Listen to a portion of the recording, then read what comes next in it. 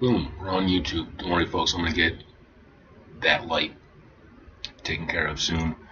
Let me just get my Twitch stream set up. Edit stream, outlining second romantasy novel. Still good on that? I'm still good on that. Alright, which means I have not been streaming Warframe since the last time.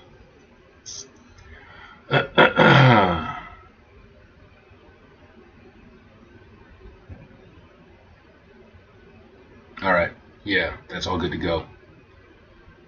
Outlining second romantasy novella. Absolutely. Alright, so we are good to go on that. And then start all. And now I'm on Twitch. And I'm on Kick.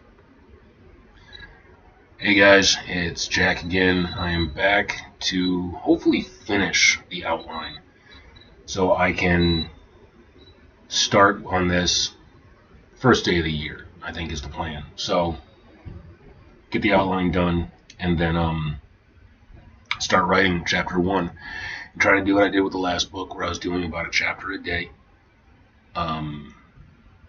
What I need to do so far on this is I still got characters that need names, like Court Physician is not named yet. Mistress of Court Etiquette, I need to give her a name.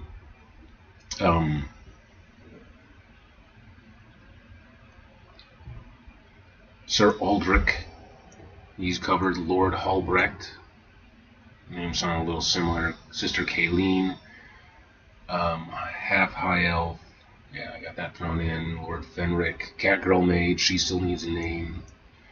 Senior Guard, Corbin Hale. Troll Swamp Witch, she still needs her name. Guard Captain, who's a gruff old dwarf, and then maybe a bard, but I don't think I'm going to include a bard. I wanted to, I really did. Like, I was really tempted to do what a lot of the old stories do, where they're telling a story about some great adventurer like Odysseus or something like that, and then the bard comes in, and everyone is like, oh my god, the bard, he's so amazing, and the bards will actually like put themselves right into the story, like, and then Homer in Homer's Odyssey came in and told them all the story and stuff like that. So people, and then they'll go up to the hero and be like, you're incredible, and the hero will be like, oh no, you're incredible. So it was a lot of bards doing self-promotion in their own stories. So I was really tempted to put in Jack the Bard, but I think I'm gonna forgo that. Maybe save that character for another book. And let's do a quick count. How many do I have that I still need to? Well, how many do I have? Period. I got Garrett. 1, 2, 3, 4, 5, 6, 7, 8, 9, 10, 11, 12, 13, 14, 15, 16, 17, 18, 19, 20. 20 characters. So that's very full. I still got quite a few to name, like 4 or 5. And then I need to make sure they're even, like Garth's daughter, Belaine. I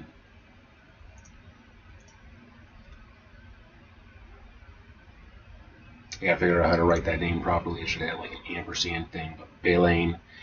A lot of descriptions on her. But I took some time and used ChatGPT in order to help me like develop her character out a little bit and figure out where she was going to fit into the plot.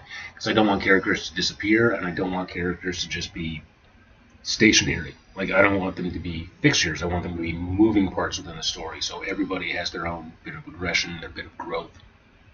No one at the end of the story should be exactly the same as they were in the beginning, except for, like the king and the queen and certain characters who are already like old and established. But even they should have some growth, some kind of transference. So let's get over to ChatGPT, where I've got it at basically just said, I need names. Give me name ideas.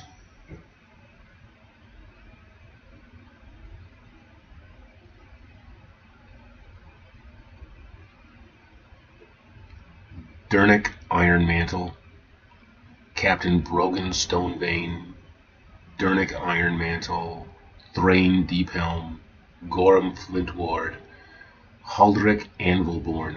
I kind of like Huldrick. But then I got Albrecht and Aldrich, and that's too similar. But Dernick.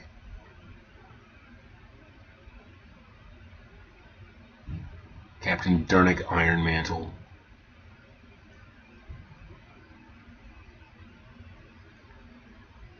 And that's the top recommendation. It feels like a perfect contrast to Corvin's Living Loyalty. Corvin and Dernick.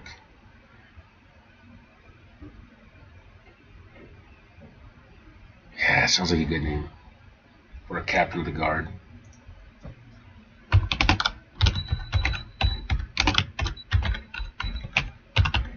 Dernick Iron Mantle.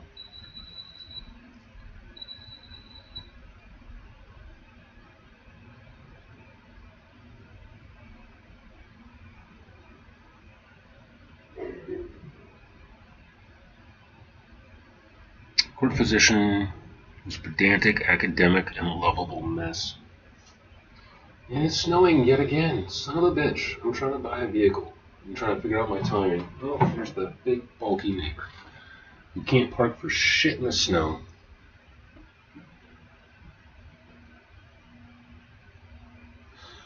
Sorry if I got a little bit of an attitude. I got a little bit of an attitude. Apparently the wife had a bad dream last night about my cousin who stole from us. Like she tries to be nice about it and say that she's not bothered and just focus on thinking other things, but she had a dream, like a horrible nightmare last night, woke up and cried for an hour about it. So, yeah, she's not processing, she's not dealing with her shit. That pisses me off, that really fucking pisses me off. I'm mad at myself for not going according to my instincts and not treating him like the piece of shit that he was. He gave me plenty of fucking signs, and I chose to be blind to it, to trust him, to hope that there was something worth bringing out of him, and there's absolutely not. He's just a waste. So that sucks. That really, really sucks. It pisses me off. It makes me want to lash out against his whole fucking family right now. And it's really tempting when his sister is going on social media bitching about not having enough money and bitching about her not getting the child support she's supposed to get and all this stuff, and basically asking for handouts without being direct as her piece of shit brother to ask for fucking handouts. And like, I have these two cousins of mine based in another story that I had to stop writing because I got to a section about them and I got so many of my own unresolved issues. I had to switch over to a whole new writing project, which is this Drowning series. And I'm on the second book up before I go back to that one. That's how much I really need to like process my emotions on the whole situation. It's rough. It's really, really rough. And in exchange for trying to help him out, I end up getting cussed the fuck out by his mom for daring to make a little comment on how I wish that she would have just let me know, just let my wife know in particular not to fucking trust him. So, yeah. So going through a lot of that, and it sucks.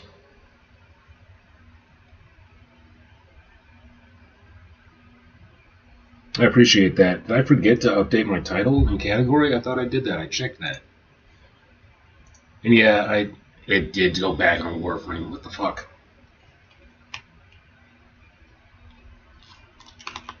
Yeah, I try to watch it. I try to make sure ChatGPT isn't doing any of the actual writing for me. But it is really good for teaching me how to edit properly. That's the main thing that I've got for it. And then it speeds me along when I'm not in writing mode. That's some bullshit. Let's fix that. Thought I fixed that. Thought I was covered.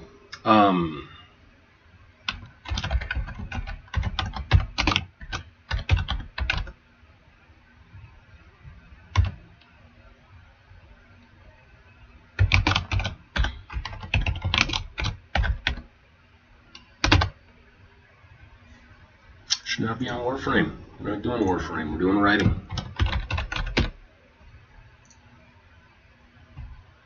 Furniture, outlining, brainstorming, all of that's still good. Alright, sweet.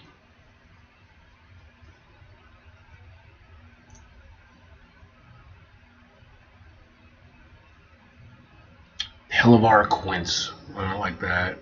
Ulbrich. I already have an Ulbrich. That's pretty funny. Uldrick and Ulbrich. That's not gonna work. Thalian, Morrow, Crispin, Vale, Hollis, Marrow. I don't like any of those names. It's a good court physician name.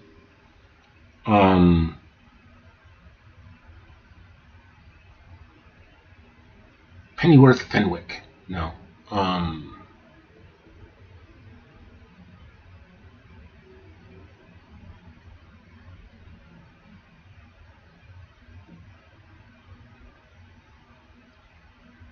Let's see.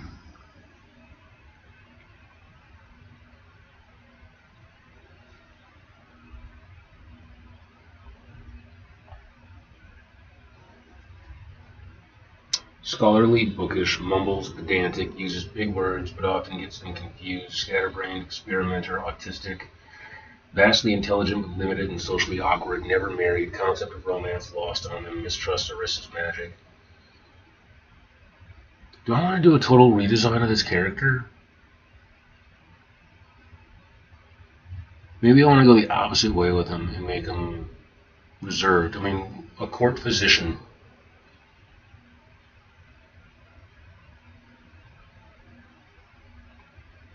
That may not be a good description for him.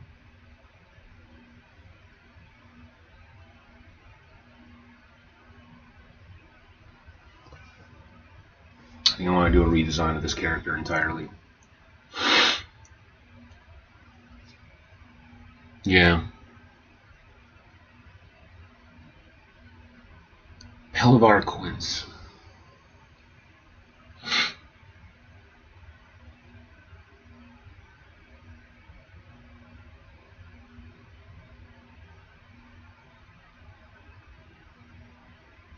That's the top recommendation. I could design a character around that name.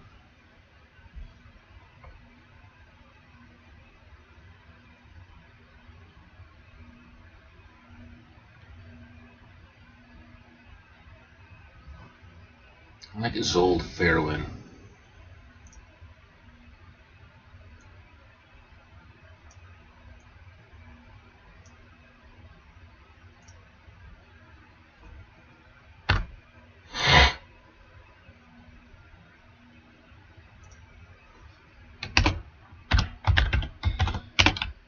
I think I like the name Isolde just because it sounds like Tristan and Isolde. So it brings up ideas of a romance tale, Celtic romance. Let me go throw together my breakfast real quick.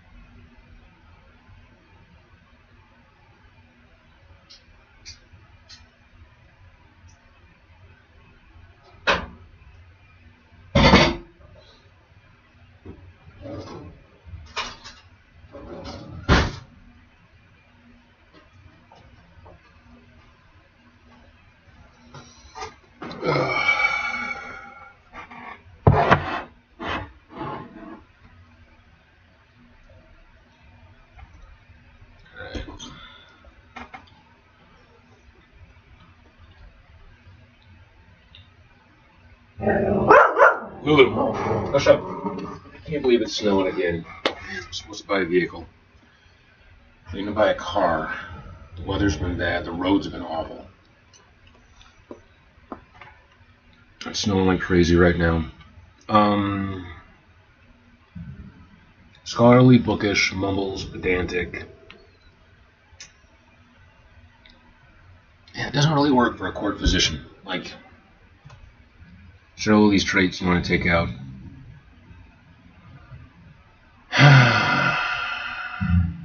Like, an experimenting physician doesn't sound good. Like, that's not who you would appoint to be in charge of the king's health. You want someone who's more set in their ways, more consistent.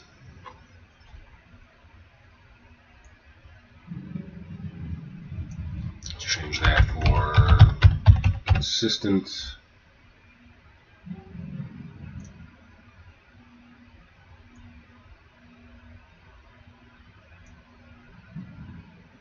Scatterbrained. Let's make that precise.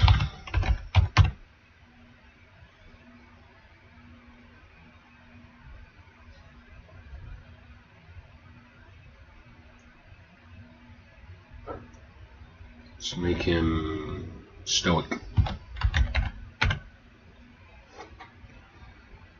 Like I'm imagining I think what I'm imagining is Christopher Lloyd's character from the episode of Psych that he did, where he kept mentioning that he was from Harvard. I burned my eggs off.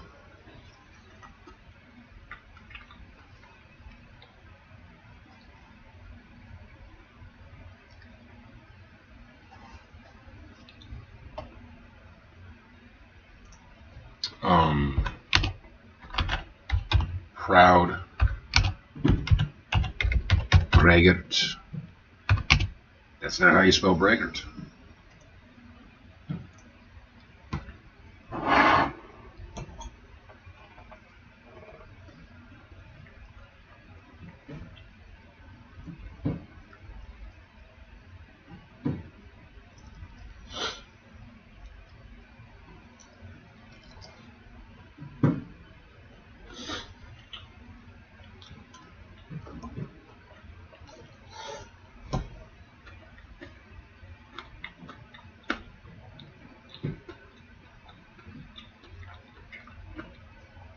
Stubborn.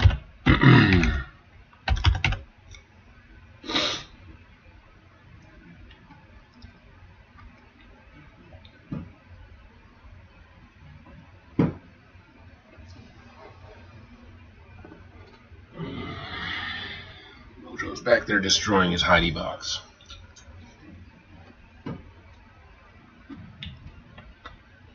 Which is fine, just annoying.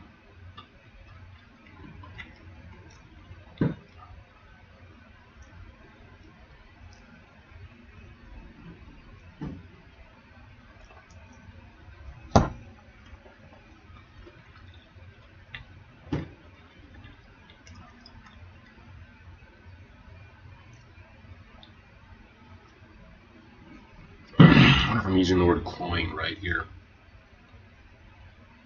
Syrupy, sticky, sugary. Well, that's not the right word. I suppose sticky adult children, yeah.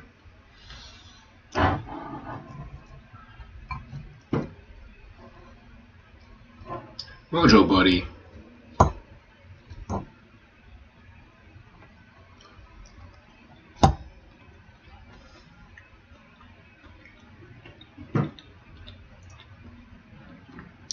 Pelovar. I like Pelovar. Pelovar Quince, yeah.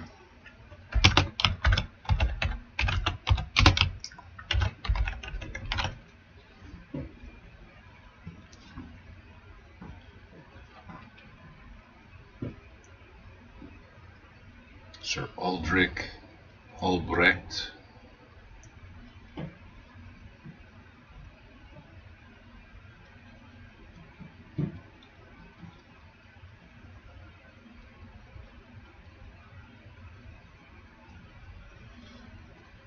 Wow, the troll witch character.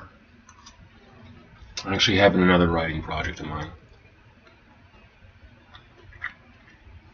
but I'm not sure where that's saved to, or what I called her.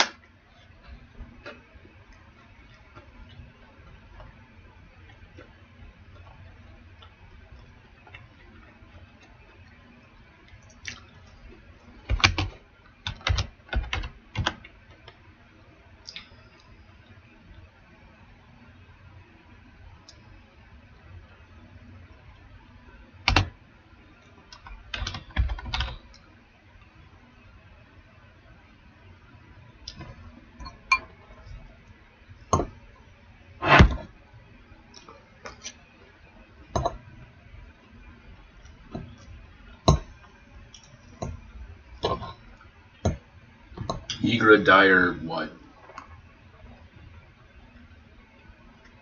Dire hoof, dire fang, dire tusk, dire tooth,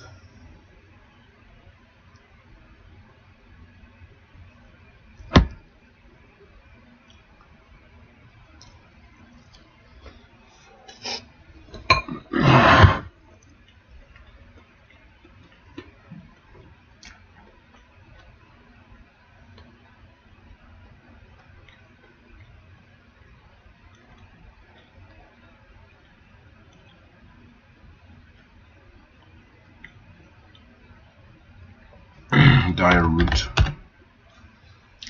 Eager, dire root.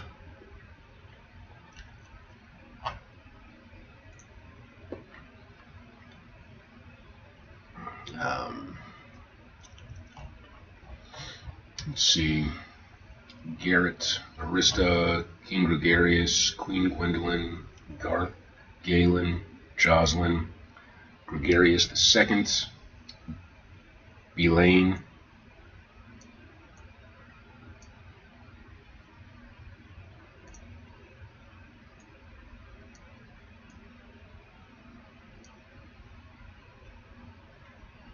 Giselle,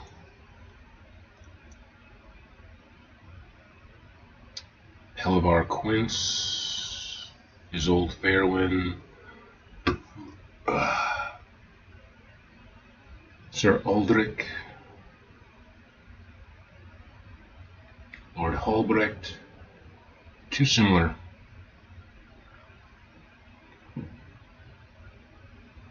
What exactly does a Chancellor do?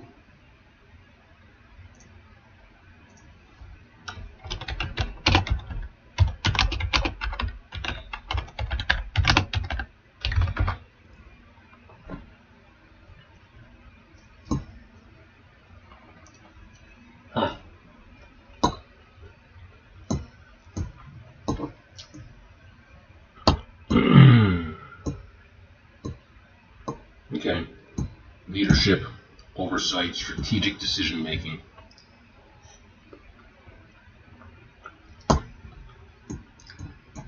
I could have made these sausage pieces smaller.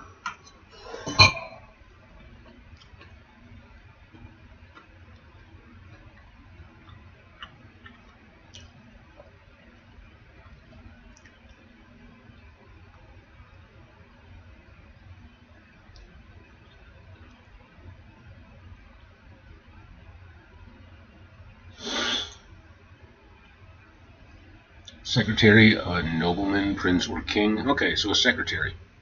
Basically, a king's secretary. Alright. Somebody keeps him mad, stays on track.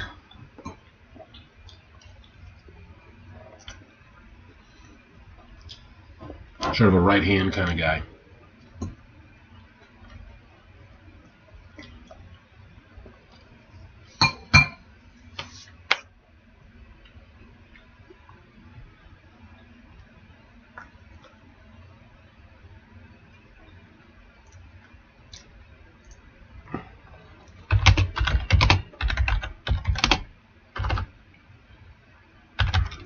kings, right hand,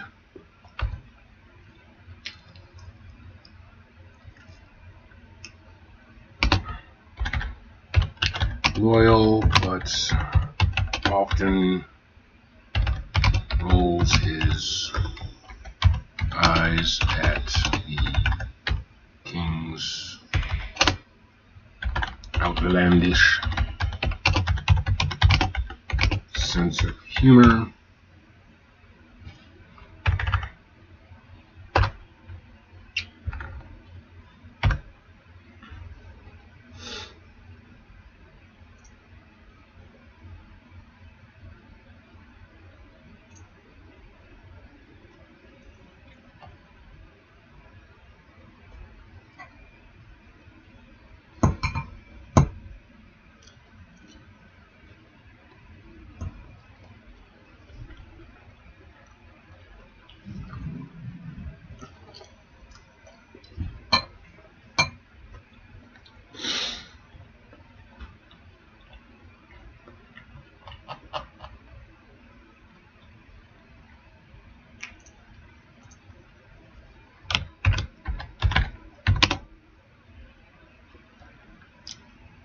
Miri the cat girl made.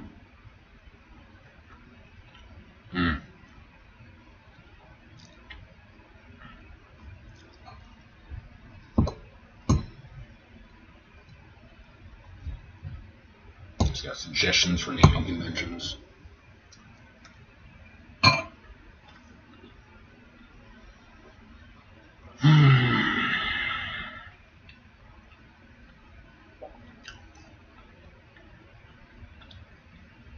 Humans, softer consonants, medieval cadence, services world, long vowels, liquid sounds, authority, dwarves, hard stops, earth metaphors, court parasites, pretty names, masculine rot.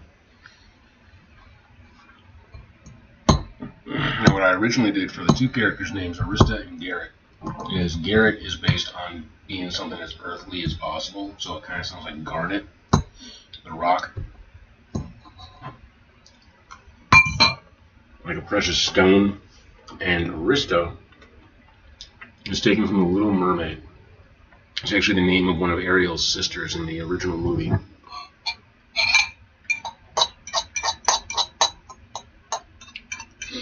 So it's intended to sound like reminiscent, nostalgic of childhood stuff, but people not really like, where is that from? Why is it so familiar? What's up, Uzkar? How you doing? What's up, Serbian nationalists?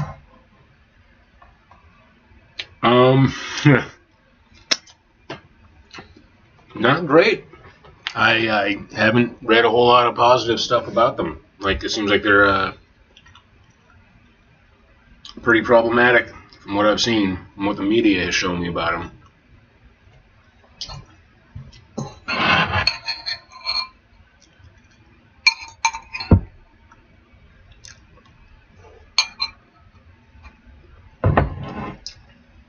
I can say from my own personal experience, they're not the most polite bunch.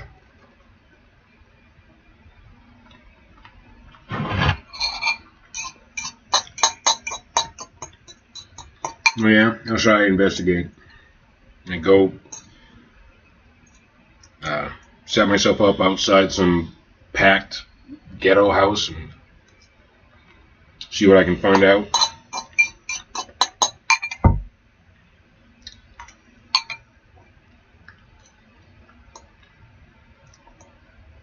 Like, those people are fucking crazy. They come out with machetes and shit. Absolutely sucks. Oh, it's awful this year.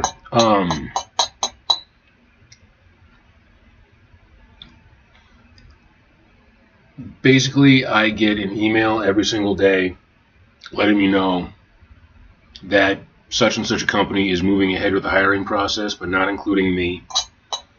I've got quite a few companies, like at least once a week, I get an email saying, we've put hiring for this position on indefinite hold due to changes. And then I've got a couple jobs that are like, we're delaying the hiring process. We're still considering you, but it's going to be a while before we get back to you. And for jobs that I was certain I was going to get, like shitty retail jobs, I get turned down for, which is shocking. So it's bad. It's really bad right now. Looking to get a truck, so I'll finally have a vehicle so I can actually like get to a job if I find one. But the weather has been so bad and the roads have been such shit, it's not really like, hey, let's buy a new vehicle type of weather. But it's been rough. It's been really rough. Hence me focusing. Yeah, that's the issue.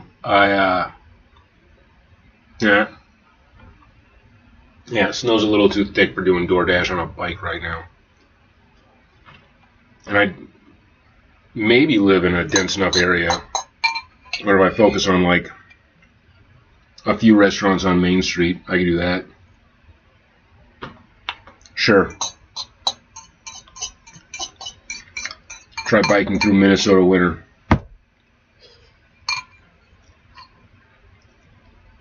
I mean, by the time anything got anywhere, it would be cold as fuck.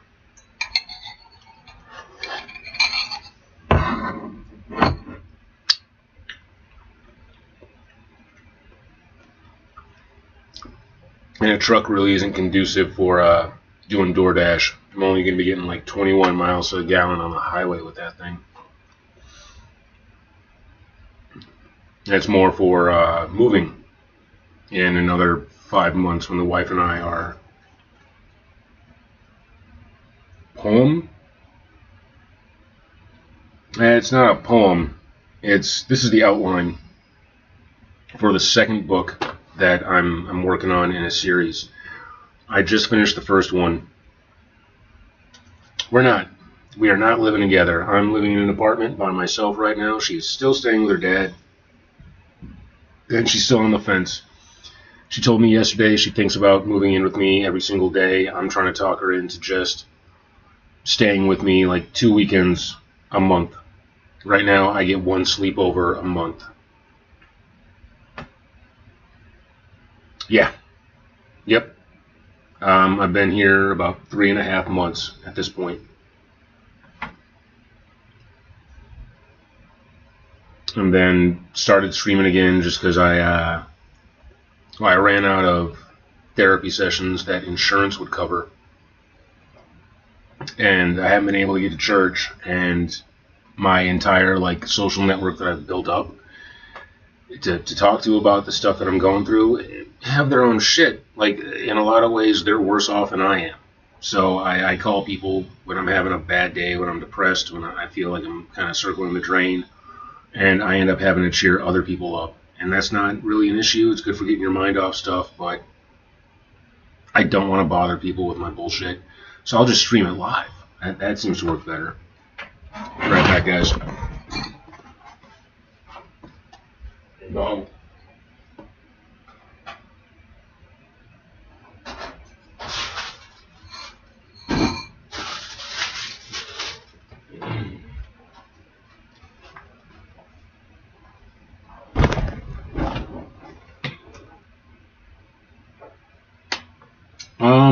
Yeah, a little bit. Not a lot. Haven't caught anything, but the place that I got, one, they're incredibly pet friendly. Like, this was the first place that I found that let me actually move in with all 4 of my animals. So I didn't have to give anybody up or rehome anybody. Second, it's right off of a lake. So I've got myself a garage that I can keep my kayak in that's about 10 feet from the lake's edge. So when the weather gets nicer, I can get right out on the lake on my kayak and be fishing in minutes, from the decision to do it. So, pretty awesome. Yeah, just waiting for stuff to thicken up. No, not when we get inches of ice. I'm just waiting for shit to solidify right now. I've got a warm hut, a blackout tent for going ice fishing or ice spearing in, but I don't have any of the spearing equipment yet. But yeah, I'm planning on getting out on the ice this year and doing a little ice fishing. It's just a matter of getting the money to be able to do that stuff. Like, I need an auger. I think that's what it's called, a hole puncher. Let's see. Have I named everybody yet? Garrett, Rissa the Mermaid, King Gregarious, Queen Gwendolyn, Garth, Galen. Yeah, I can do that. I've been streaming on the PlayStation. I don't know if you noticed, I got a few Warframe games down. But I could definitely jump on Fortnite sometime, maybe this weekend. Gregarious II, Elaine. Accidentally got so much covering her right now. Giselle. Hellevar Quince.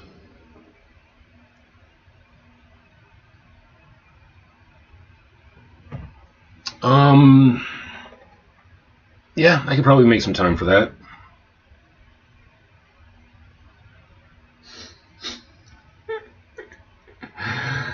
I missed your sarcasm, Serb.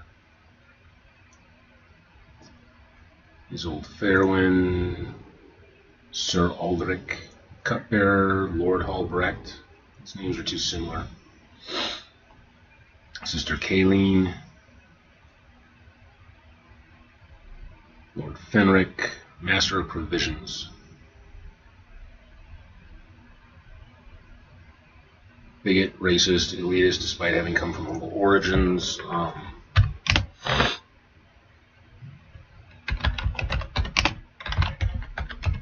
Girthy fellow.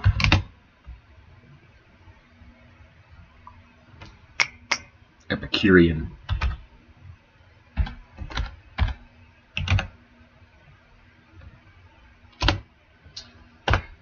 Well, I started doing romanticides because I saw a blurb saying that romance fantasy is the top-selling genre right now. So this is the second book in a series about a mermaid and a human who have fallen in love. In the first book, she basically traps him on a cursed island that she can't get off until true love breaks the spell. At the end of the book, they get off the island, spoiler, and this book is about her at court and someone attempting to assassinate the king. Yeah, this one is all about the money, not about trying to create something for the humanities, not trying to contribute to the zeitgeist or anything. It's just writing something that I'm confident will sell. So it's very trope-based.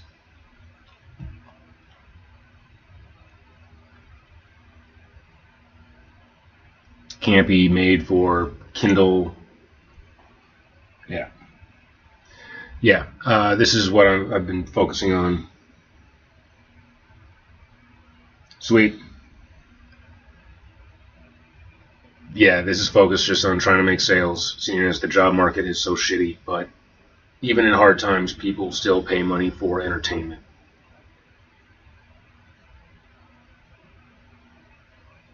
Okay, Guard Captain Dernick. Iron Mantle. I don't like Dernick. I call him Dunkirk. Where does the name Dunkirk come from? Like that? I need to look that up. I'm sure that's a thing. I'm sure I've heard it somewhere. Dunkirk. Battle of Dunkirk. French. Bataille de Dunkerque was fought around the French port of Dunkirk. So Dunkirk is French. Shit. During the Second World War between the Allies and Nazi Germany, as the Allies were losing the Battle of France on the Western Front. Okay.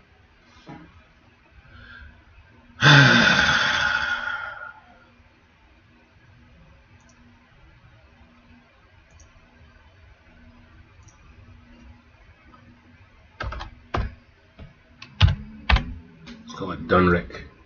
Dunrick Iron Mantle. Alright.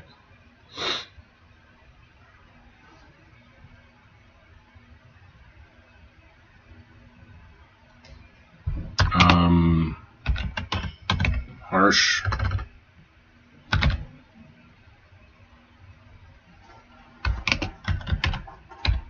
Strict. Again, strict. Brave.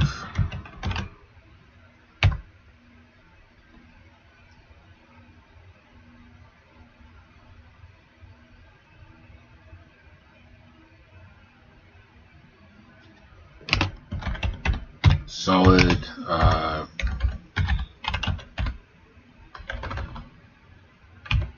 physical, demanding, fierce, done like Iron Mantle, gruff old dwarf. He's harsh, he's strict, he's brave, he's solid, physical, demanding, fierce.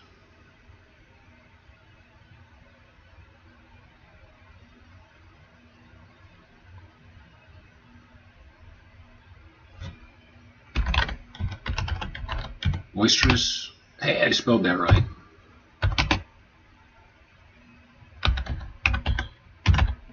Humorist? Yeah.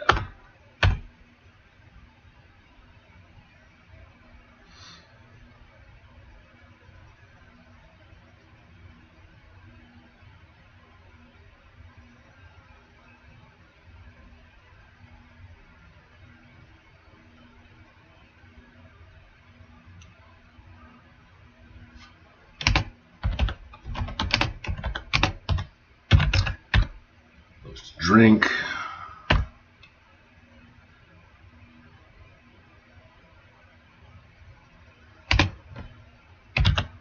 Hard on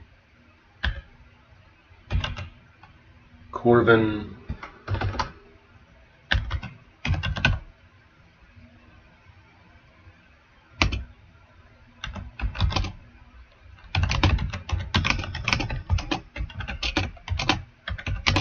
Hard as he can be on Garrett.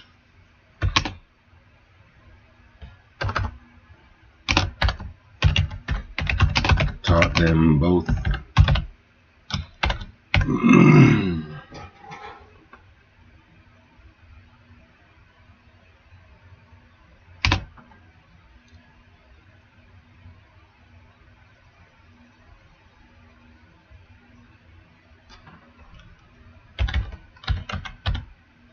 Loyal, I totally expect that.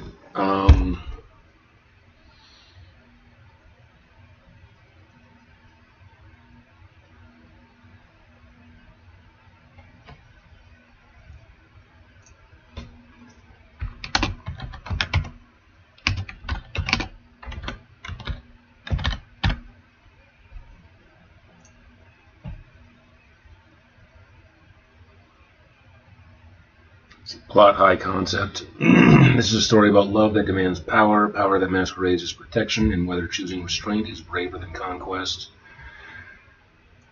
A reluctant human prince falls in love with a powerful, domineering mermaid who believes she is destined to rule, and their romance pulls a fragile kingdom towards salvation or subjugation as love, magic, and inheritance collide.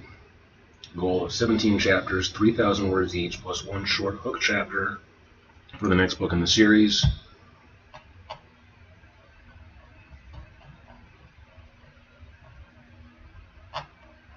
Alright. Chapter 1. Arista and Garrett are presented at court and meet Garrett's parents and siblings. Arista refuses to bow or show humility. Instead, she demands that they are wed immediately. Her behavior sets the court aghast, except for the old king and queen, who find her amusing and delightful. The etiquette mistress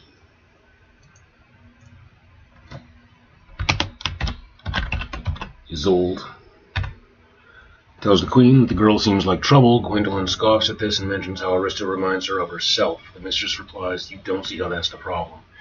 Elaine watches Arista intently the whole time, notes the queen's amusement, clutches her brother's arm when Arista refuses to bow. As they prepare for bed, Garrett and Arista get into a slight argument about Garrett's lack of ambition toward the crown. He says he doesn't want it as it would take away from spending time with her.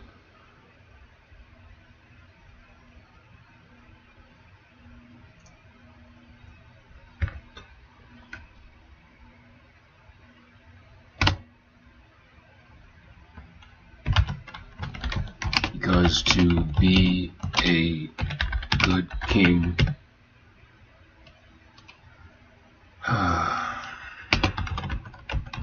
demands being everyone's servant. Arista informs him that she will be married to a king and nothing less. As they quibble, Arista starts to feel her magic slip as she returns to her aquatic form.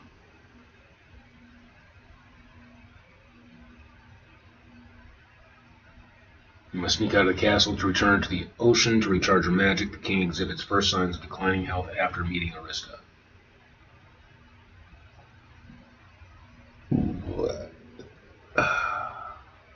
Chapter 2. At a feast held in their honor, her table manners are atrocious as she does not understand cutlery. Everyone is appalled by her behavior until she is prompted to sing for them. When she sings, the court is enchanted. Many fall asleep while the rest become aroused. Some members of the court cannot stop leering at Arista lustfully. Write a non-fiction story. Yeah, what about? She sings, the court is enchanted, many fall asleep while the rest become aroused. Some members of the court cannot stop leering at Arista lustfully, which angers Garrett and disgusts Arista. She blames the men who do so for their own weakness of spirit. After the meal, she complains to Garrett about his brothers and their wives and their children, claiming she does not like any of them. Garrett is dismayed but patient. They argue and it raises a storm over the castle. What do they argue about? Chapter 1 is about him being king. Oh, okay. They argue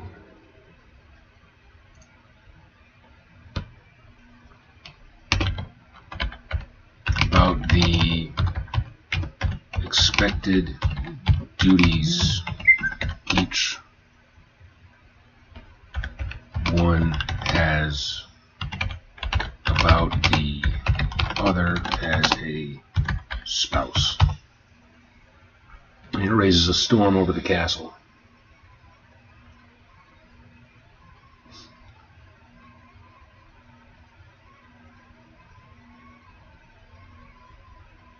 A full autobiography would be nice too. I haven't really done enough yet. That's just a whole cautionary tale of how not to live. And really, that would be what? 200,000 words of making myself out to sound like a victim? I don't think I make for a good story yet. I can draw from my life experience, but again, that's all just cautionary tale. Don't live like this. I get a lot of young dudes in their 20s who will be like, I want to grow up to be like you. You really got to aim higher. They argue about the expected duties each one has about the other as a spouse, and it raises a storm over the castle. Royal cupbearer deems something is off with the king's wine. Yeah, you could definitely do better. In fact, it sounds like you're already on a better track. Royal cupbearer Galen and his wife Jocelyn get into an argument after she is aroused by the singing, and he simply gets sleepy by it.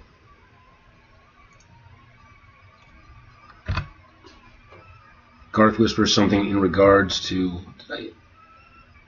Regard. I've done that before.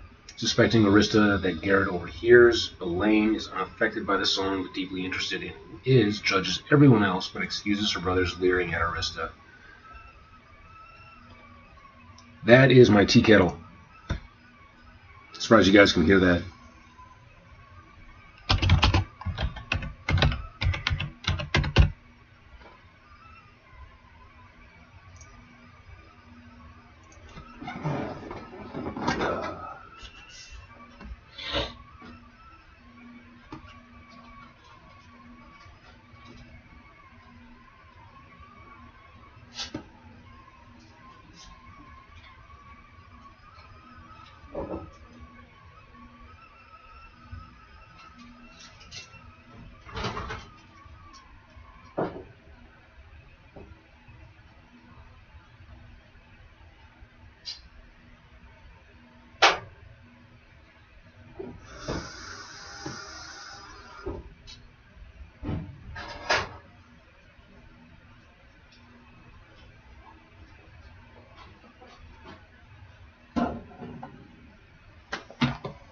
I'm drinking a lot more tea since I've been cutting down on the coffee and beer and completely cut out soda.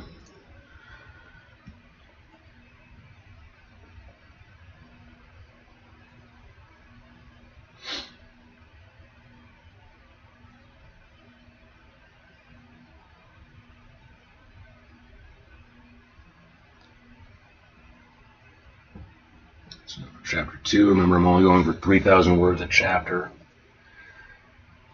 Court physician Pelavar.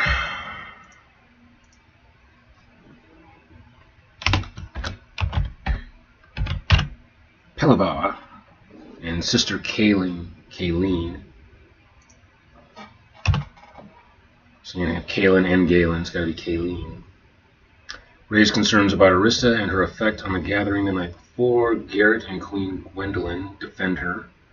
Meanwhile, Arista is not around to answer the accusation because she had to slip away to the sea again. Garrett starts devising an aquarium to place her in at night. When Arista hears of this, she's horrified and disgusted, pointing out the many flaws of his giant fishbowl idea. It is not enough air in the water, and it would be one large toilet after a very short time. Their argument stirs more storm clouds, this time in the castle.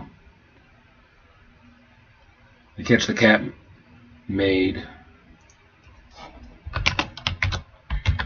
Miri, eavesdropping on them, and she confesses that she heard everything they've been fighting about and discussing it with Belaine after being pressured and bullied by her. So that's a possible plot hole I've got myself into already.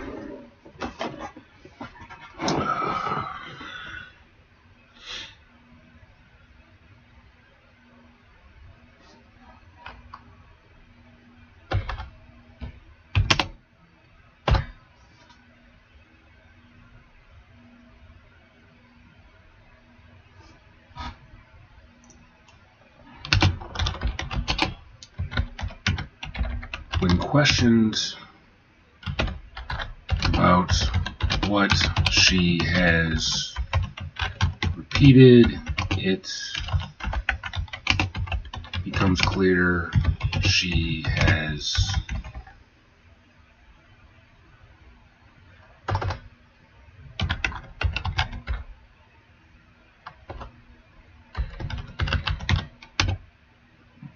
misinterpreted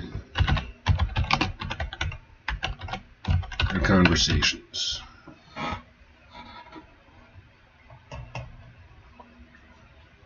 Character design, Mary.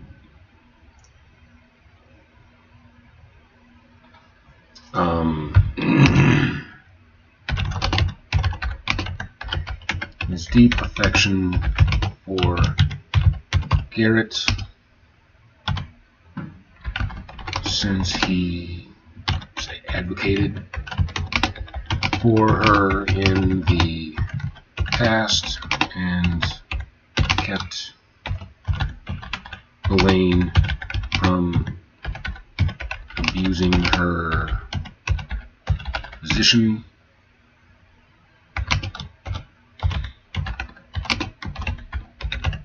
Delights in ordering her around.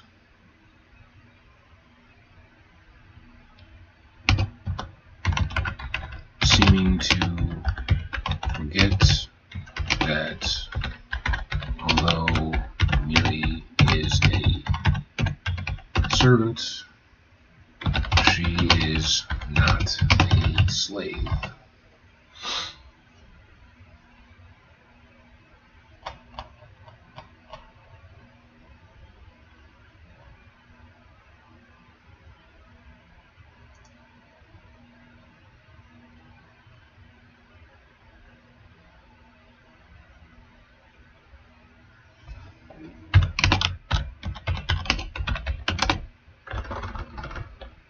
Say Miri uses this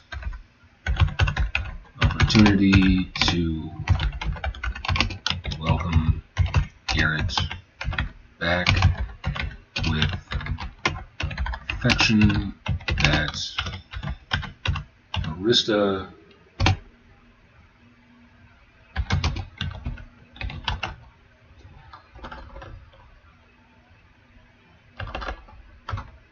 becomes jealous of. Chapter 4, Princess Jocelyn approaches Garrett when they are alone and confesses her love for him and presses her body against his, pinning him in the hallway. She attempts to seduce him, only to be gently rebuffed. Again, the cat maid eavesdrops. When Arista hears of this, her jealousy flares and another storm rises. Yeah, I am using the storm thing quite a bit.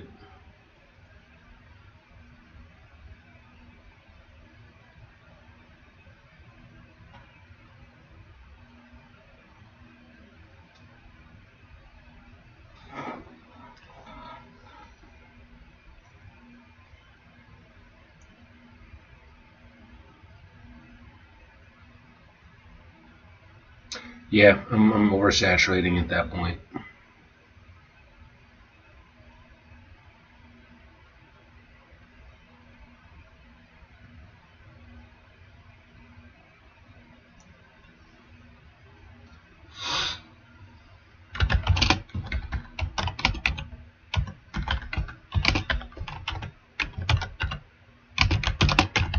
Overcast and cloudy.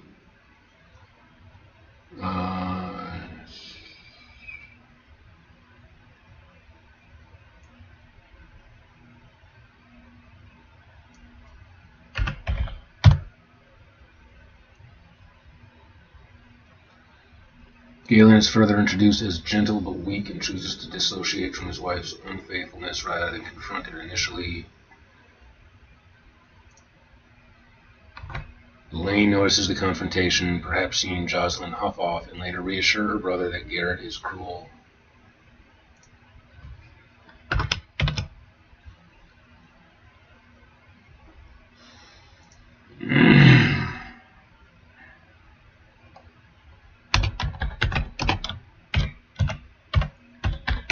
Galen.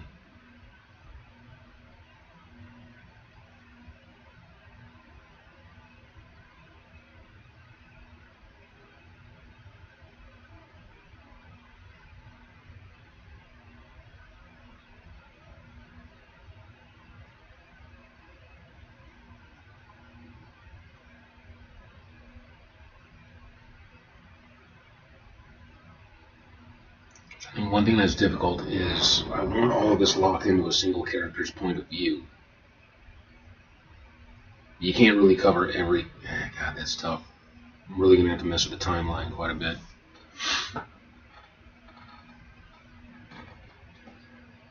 So the last book that I did in the series, I intentionally constrained myself by giving myself 15 chapters, 2,500 words per chapter, having only 2 characters throughout the entire story, and keeping them in one central location the entire time. Here, I'm expanding the world, so I've got 20 characters to deal with. I've done the sit down and just make it up as I go before. That's how I released my very first book years ago. And it's like I took 3 stories, mashed them all together. It's not really coherent, and the ending is just sort of like, yeah, well, I'm done. So it was not good. For the last book that I did over the last couple months, like I started it in November, I finished it before Christmas. I knew exactly what I want my last line to be before I started writing that, and it went so much better. And with this one, I know exactly where I want it to end. So that's what I've started to do. I know where the story starts, I know where it ends, and then I just have to come up with a bunch of stuff in between to carry it. So yeah, I figure out the endings now first, or second.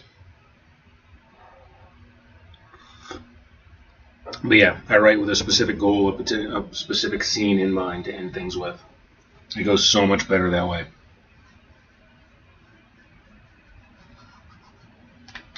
So yeah, I know exactly. Well, I don't know the exact final line. That one is still forming, but I know the final scene and like yeah, how this is all going to resolve. I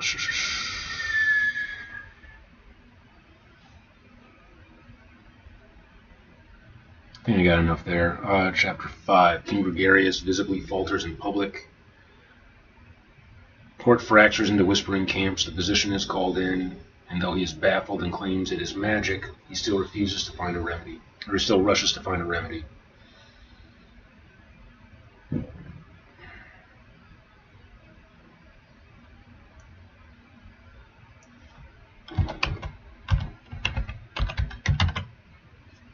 scrambles to find a remedy.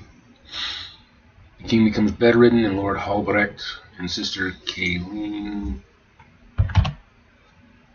separately point the finger at Arista, citing her contemptuous behavior and mysterious magical effects. Arista scoffs at their accusations, and Garrett removes her from the hall before she escalates things. Jocelyn starts to show signs of a curse or some kind of magical malady.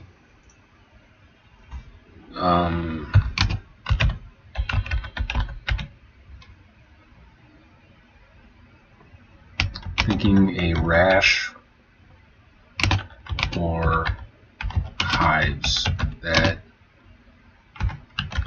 cause her to scratch,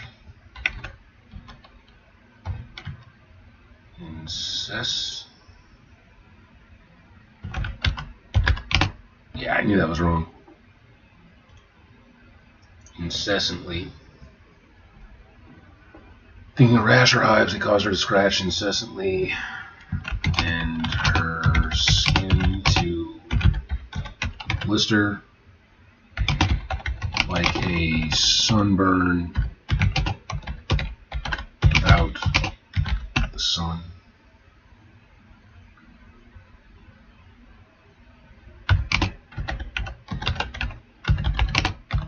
Constantly feeling like she has sand in her clothes.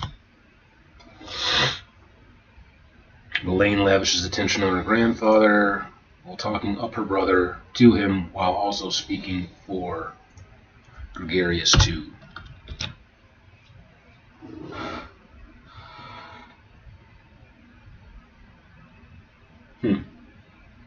Yeah, I try to be very careful about feature creep when I'm writing, when I'm working on creative projects. And that's where you spontaneously get an idea for something. And sometimes they work out, and most of the time they'll just distract you from what you're actually trying to do, in my experience. So, in this case, I'm trying to have everything plotted out. And then before I sit down and write each chapter, I'm going to do another detailed summary to myself of what I want to take place in the chapter. So I've got my checklist, the beats that I want to hit. And in this case, because I'm going from one story with 2 characters to a story with 20 characters in it, I'm trying to make sure everybody's involved, nobody gets sucked up or disappears into the plot line. I want to make sure all the characters are actually moving parts, not just stationary objects for the story to pass by, you know. But after yesterday's writing session, I did quite a few hours working on this. They all feel much more alive than they did when I first started. Like I've got a much better sense about what's going on in the kingdom and who each of these people are. I just want to make sure that I develop everybody fully in my mind, so when it comes to using them, they're not just plot devices, like they're something that can actually live on the page. Formal inquiry begins. Does that work? From 5 to 6. King Gregarious visibly falters in public. Court fractures into whispering camps. The physician is called in, and he is baffled and claims it is magic. He still scrambles to find a remedy. King becomes bedridden, and Lord Halbrecht and Sister Kayleen separately point the finger at Arista, citing her contemptuous behavior and the mysterious magical effects. Arista scoffs at their accusations, and Garrett removes her from the hall before she escalates things.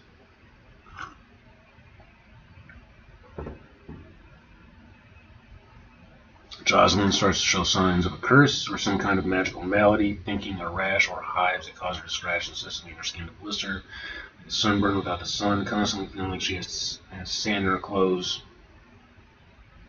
Elaine lavishes attention on her grandfather while talking up her brother. I feel like chapter 5 could use more meat. What's up, Riz? How you doing, buddy?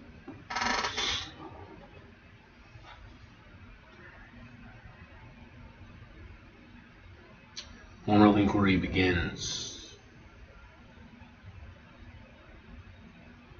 Chapter 5 feels light, but that just might mean I'm overstuffing a lot of my other chapters.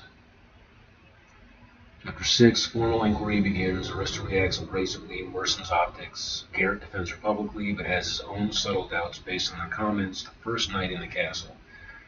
Garth offers helpful observations and suggestions to limit her access to the king. The king will have none of this and instead decrees he will spend more time with his future daughter-in-law. Many whisper that he may have been enchanted as well as Garrett.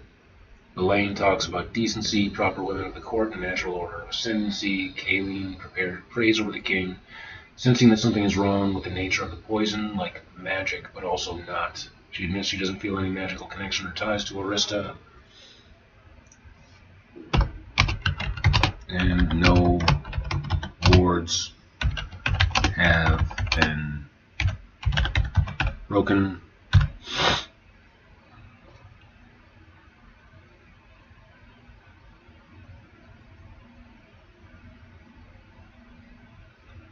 Formal inquiry begins. Okay, the fact that I have a formal inquiry suggests that there should be an investigator. Is that what my story is missing? Do I have to add another character?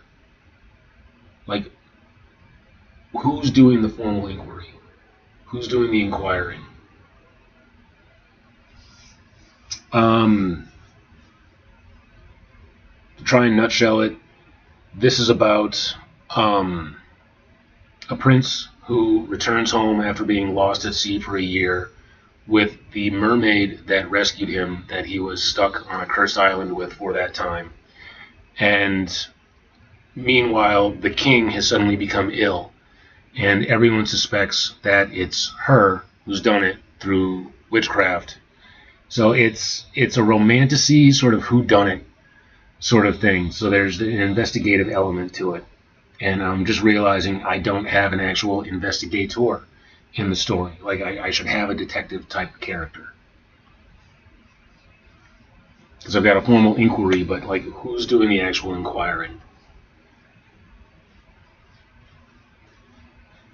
So do I have to add another character from the cast that I have generated for it, or do I have to alter the role of one of the characters? And it seems like it's better if I alter the role. Like, the guard captain would be someone who would be taking an invested interest in this, but at the same time his job is to guard the walls, not necessarily like do sort of inquisition. Or perhaps the chancellor, the king's secretary, would be the guy to handle this stuff.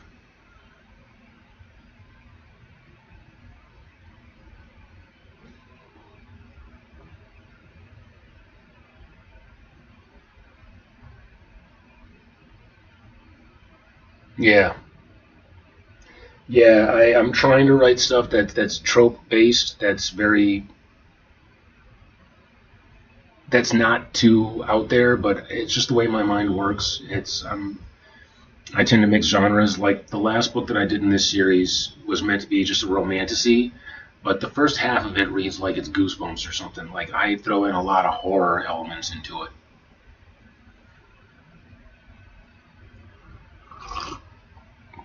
So, yeah, like elements of Robinson Crusoe and The Tempest, and just Goosebumps. Like, there's a certain Stephen King element to the beginning of it. Here, I'm definitely going a little more Sherlock Holmes, and I'm trying to set it up so like everybody could be a suspect.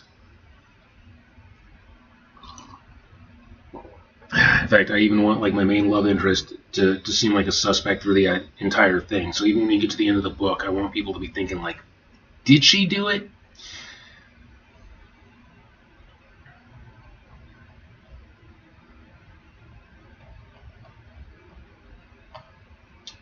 Garrett, Arista, King Gregarious, Garth Galen, Princess Jocelyn. Ooh.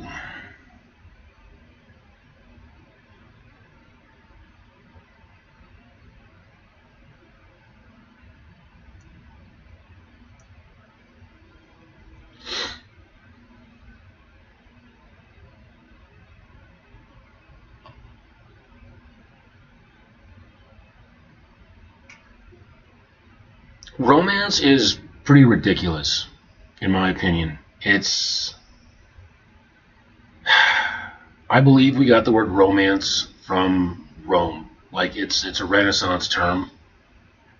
And People like to talk about how great Rome was, and it wasn't. Rome was a shithole. It was a shithole of a city. They had sewage above ground, like literal shit floating over everyone's heads. It was a sexually promiscuous city where they didn't have any prophylactic. They had no birth control. So a lot of bastard babies being born and then thrown out on garbage heaps. If you found one of these garbage babies, you could adopt it as a slave and do whatever you wanted to with it because it had absolutely zero rights. Like Rome was a pretty horrible place to live for most of the people living there.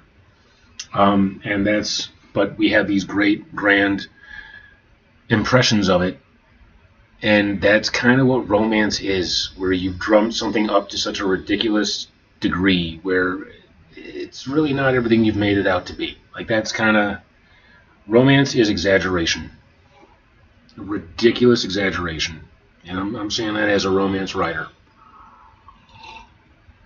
So there's a very comical element to it.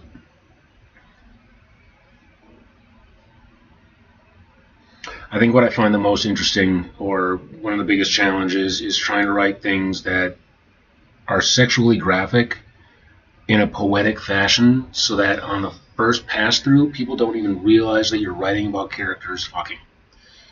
That's a challenge.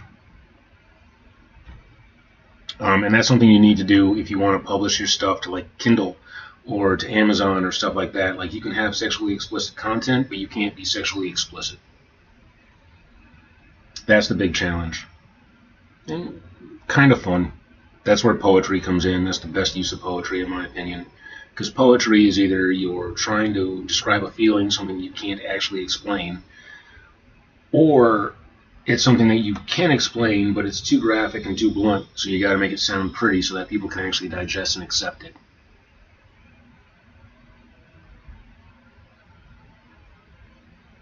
So Garth. I think I want Garth to be handling my Inquisition.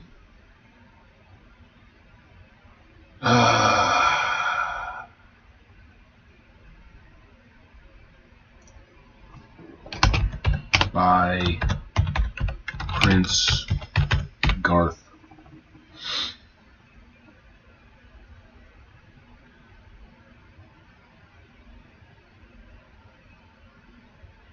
Arista reacts abrasively, worsens optics. Garrett defends her publicly, but has his own subtle doubts based on her comments the first night in the castle.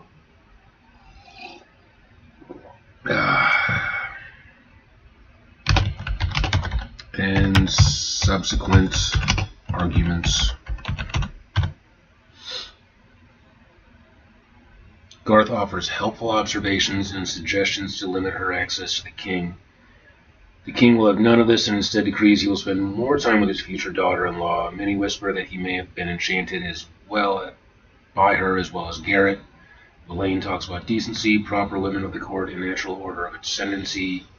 Kayleen prays over the king, sensing that something is wrong about the nature of the poison, like magic, but also not. She admits that she doesn't feel any magical connection or ties to Arista, and no wards have been broken. I think the most difficult thing for me to write is fight scenes, because I tend to want to be way, way too precise, so it becomes too technical, and I lose a lot of the feeling and the pacing of my fights. I got a little better at that earlier this year, but yeah, fighting, sword scenes, stuff like that. The action stuff that I would rather be doing. But right now I'm trying to create something that sells, and romantasy novellas are like, those are the two things that have the most just voracious audience. They're more likely to sell. Chapter 7, physician identified slow-acting toxin. Fenric and Aldrich are questioned.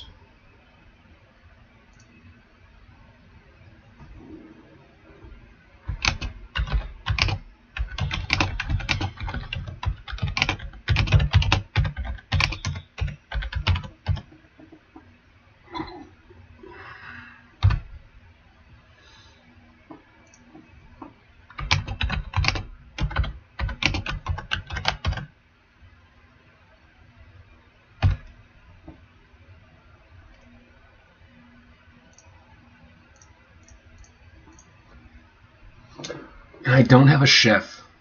I got a whole thing where stop. Damn it.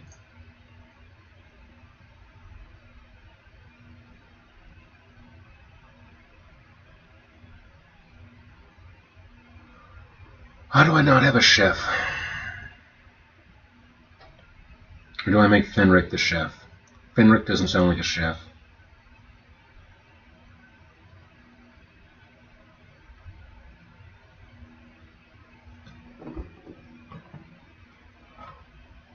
So, like, by power systems, you mean like magic and stuff like that?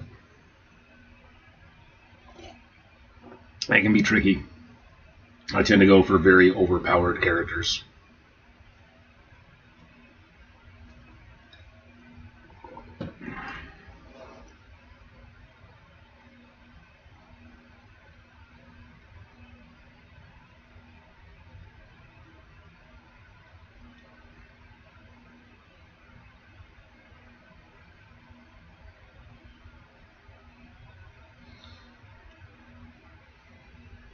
Oh, what's up, book buyer? How you doing today?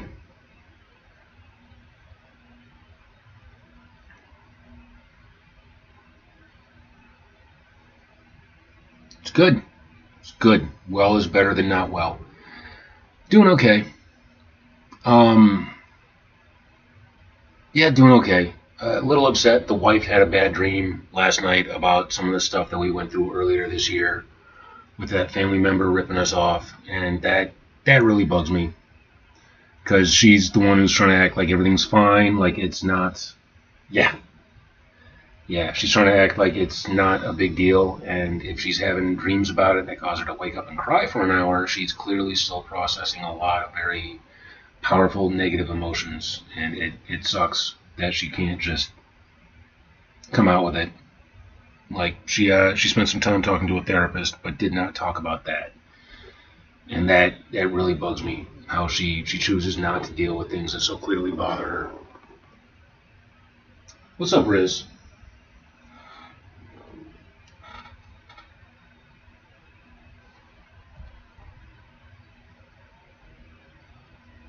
Yeah,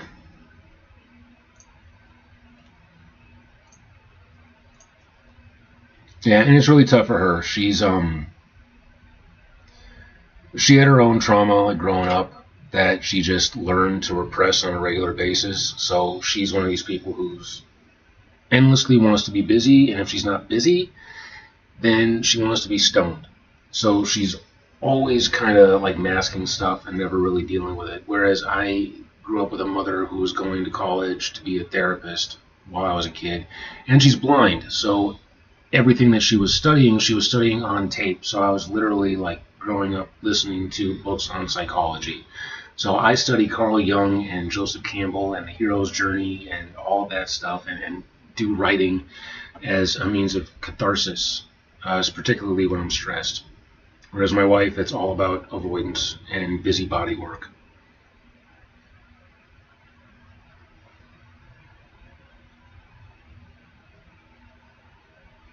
Physician identifies slow acting toxin. Fenric, the man in charge of food.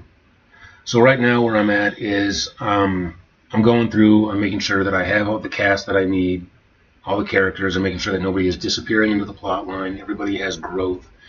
Everybody ends the story different than when they started it. And realizing where I might have character holes. Like, yeah, yeah, and that's what they're for. That's what dreams are for. It's for your subconscious to try and make sense of stuff.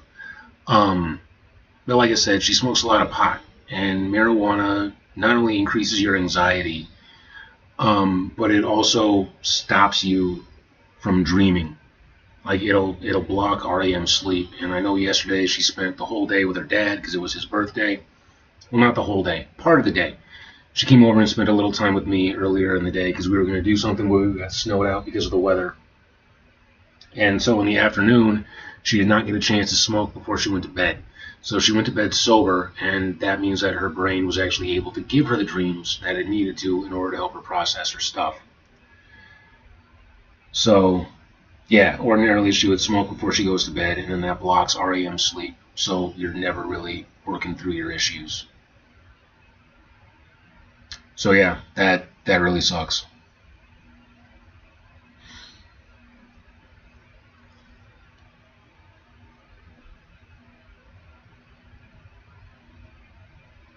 Let's see, physician identifies selecting toxin.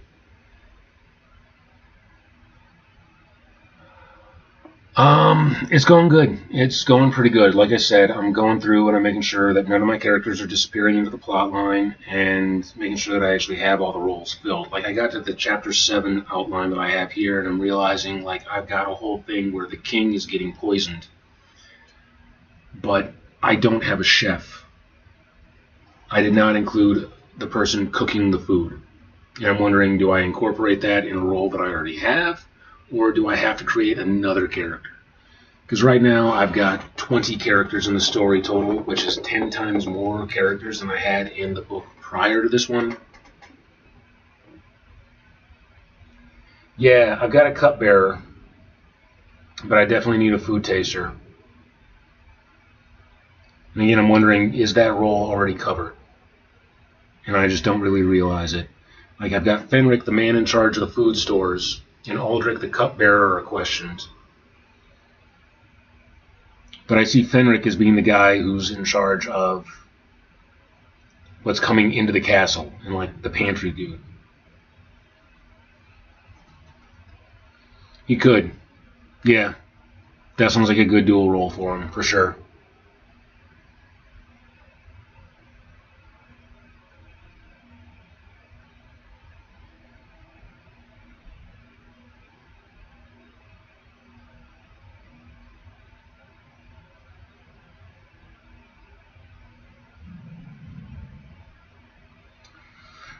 Yeah, I'm debating, do I make Fenric also the chef? So that makes sense. If he's in charge of the food coming in, he would also be the one to cook it. And like, who else would you want in charge of like inspecting the food that comes into the castle other than the cook? But then Fenric doesn't really sound like the name of a cook.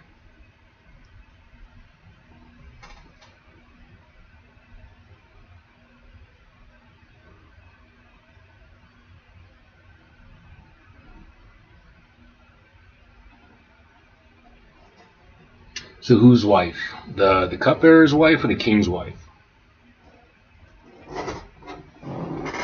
What's up, Riz? Hi, dude. You did. You made poo poo. You made big poo poo. Okay. 1 second.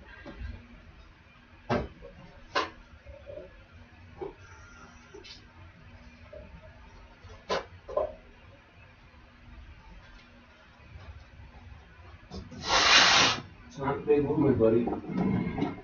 It's not a lot. Juicy. I fed you more than this yesterday.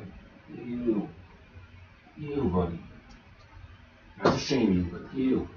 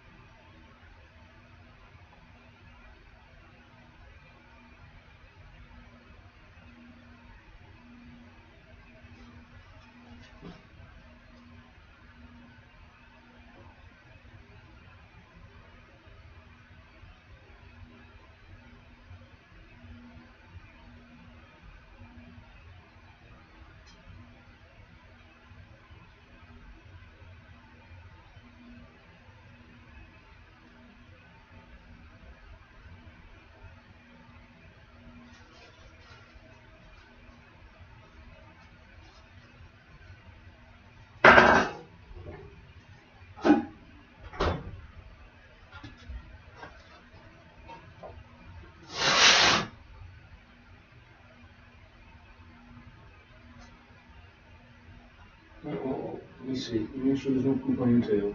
Alright, we're good. We're good, dude. Alright. The King's Wife. I don't really see her as doing that. That's not who I see Gwendolyn as. Just sloppy. You get that? Get that bit? There you go, dude. Good boy. Good boy. Let's see. Good boy, Riz. Good boy. Right? Yeah, this is my baby. This is Rizzy. Youngest of my critters. Eating some butternut squash. Hey, buddy. My buddy boy. Good boy.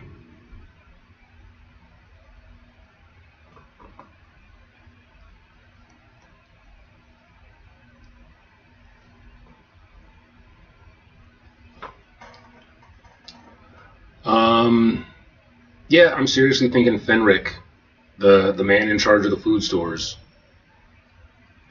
should be my kit cook. Like, the guy should combine for that role, but then, I don't know, a cook named Fenric doesn't really fit.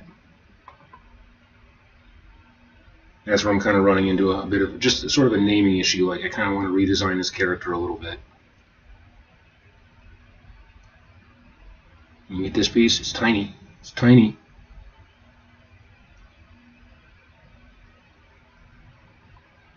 Good boy. You're so gentle. You're so gentle. I'm so proud of you. I'm so proud of you, buddy. Okay. Oh, I'm going to put you here, though. I'm going to put you here. All right.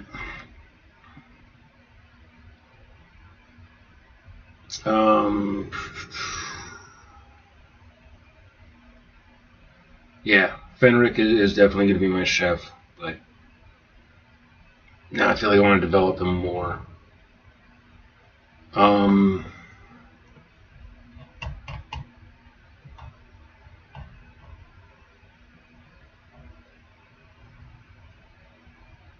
Lord Fenric. Well, he's not a lord anymore.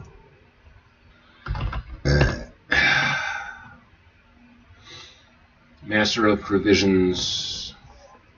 Oops.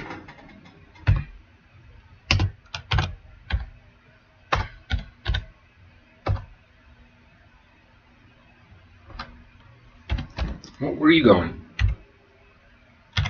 Culinary Autist.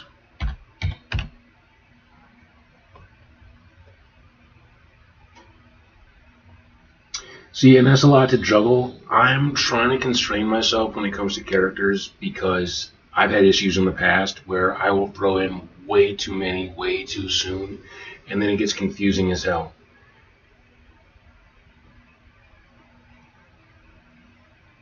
Maybe it's towards the sun, maybe he's just feeling a little bit feisty. Like, he just had his morning bowel movement. This is typically when he's in hunting mode.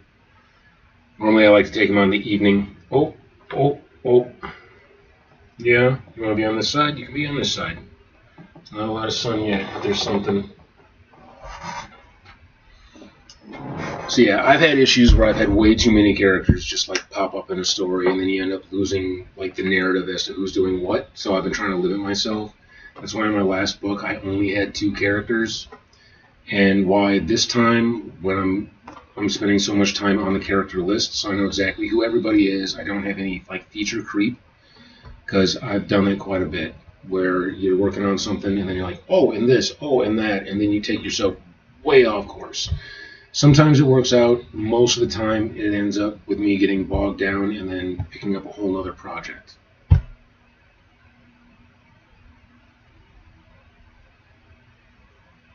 Yeah. Yep. Yeah, yeah, you already got yourself like a bit of an issue there. Yeah, that sounds tough, because then you got 9 princes. They need to have their own supporting cast. They need to have, yeah. Yep. But you're the one who says you like your books to be, big. You like big books. So, break it down into smaller chunks. I mean, the only way to eat a whale is one bite at a time. Yeah. So figure out your divisions. Um, One thing I really like to rely on is the rule of threes. The rule of threes for like build-ups, for jokes, for setups, for all that stuff. So I would, because it's 9, which is 3 times 3, I would be trying to like break them down into like 3 threes, and then each one of those thirds has its own individual element, as opposed to just like taking them, one at a time, if that's at all possible. So with your 9 prince war, is it all 9 princes? Like, is it one prince against all the other 8? Are they all opposed to each other, or do they have sides? Are we talking about like the Lord of the Rings, sort of like the war of, what is it, 3 armies, something like that? Or is this more like Game of Thrones?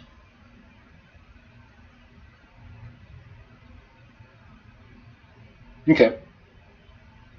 So you've got your two main, your main dichotomy, and then everybody else picks a side.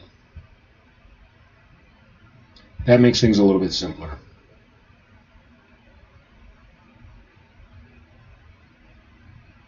I mean, I'd say one of your biggest issues is going to be making sure that you don't inadvertently have reoccurring characters. Like, don't make characters that are too similar to each other.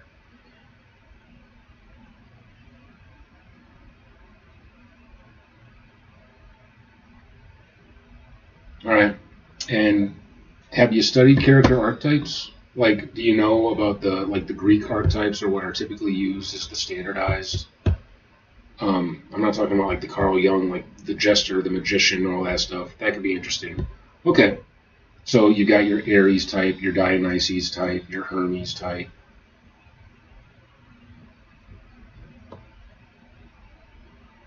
All right. So I think 9. I think there are like 8. I want to say 8 male archetypes, and then they have a light and a dark side.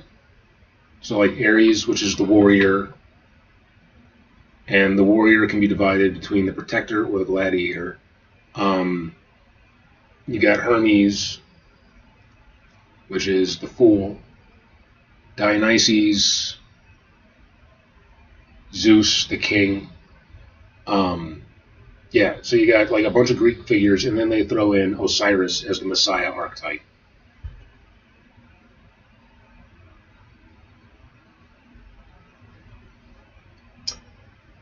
Not that I've heard of, but I'm sure if you go into Chinese history, you can apply the Greek archetypes to them, figure out like, the warrior, the vampire, different roles like that. Hey, buddy. I didn't use any of that archetype stuff though in writing my own story. Like, I don't know what Garrett would be, my protagonist. I just sort of, I knew I wanted to make a story about a mermaid, and so I created someone who was diametrically opposed to what I imagined a mermaid to be.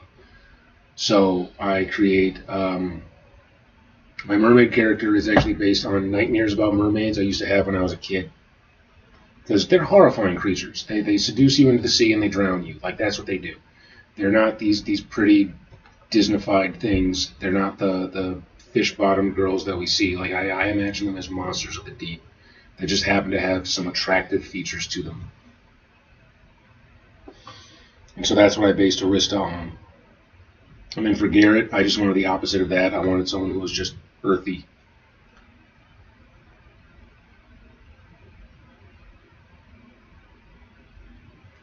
Sort of passion, then theme, then characters.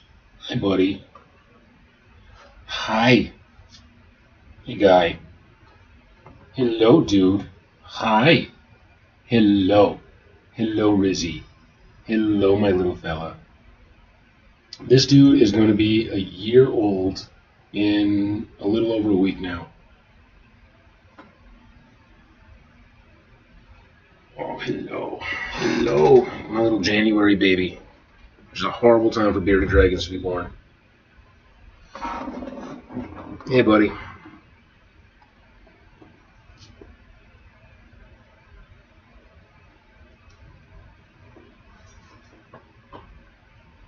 Hi. Hi. Hello. I need at least one of my hands. Can I put you here? You behave for me? Hi. Nope. Oh. Hey, buddy. So, Fenric, Master of Provisions, Culinary Artist. I don't like Fenric.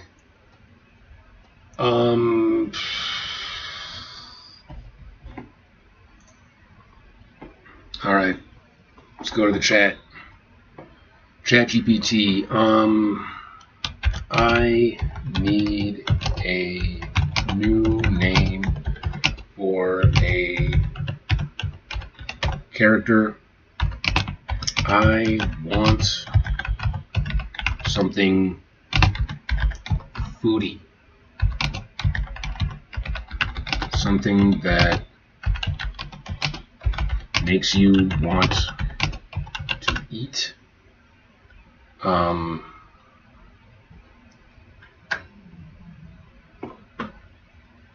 Yeah, he could just be looking to get back into his terrarium.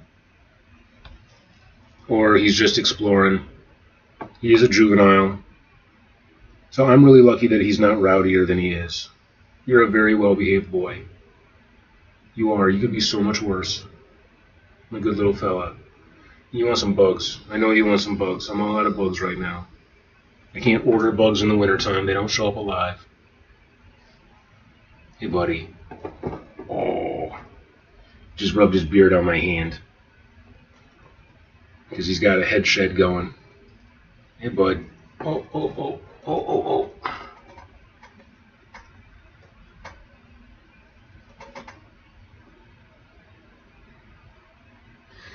Yeah, he might appreciate that. If you could catch him. Yes, hi. Hello, big boy. Hello, big boy. Let's see. A new name for a character. I want something foodie, something that makes you want to eat. Oh, okay. So why do you got fruit flies in a cup? Do you keep dart frogs or something?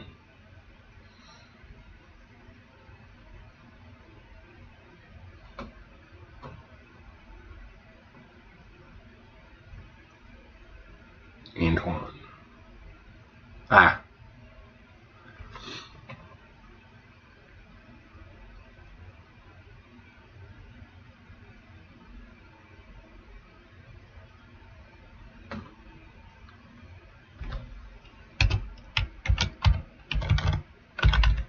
Casting Fenric as a chef as well. Okay, what are you doing, dude? Cool down the back.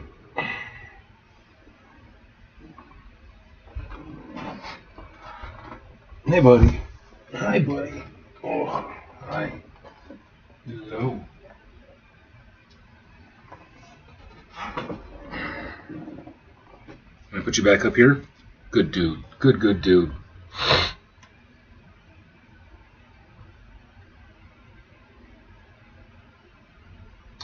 Lord Brioche. That's just French for bread. Top pick if you want satire with a menace. No. It's too... No. Like, if I didn't know what brioche meant, I'd be like, yeah, okay. But, no.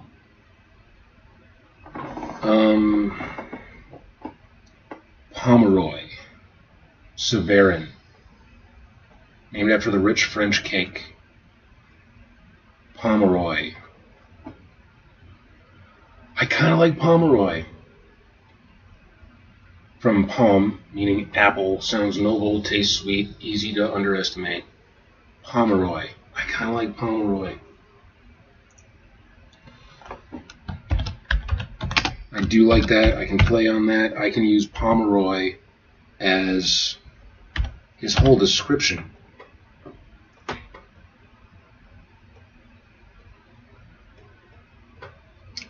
Pomeroy, master of provisions, culinary artist, controls food and storage, has access to toxins and opportunities, resents the king's leniency and foreign alliance. He's a bigot and a racist, elitist despite having come from humble origins, girthy fellow, Epicurean, easily flustered. I'm thinking like a fat Gordon Ramsay with this dude. Gets red in the face.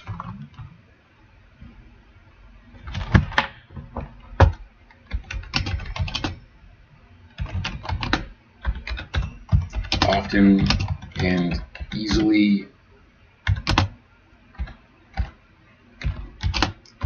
puffs up. Oh, you are brilliant. You have a brilliant mind. That is fantastic. Puffs up. Lord of his domain.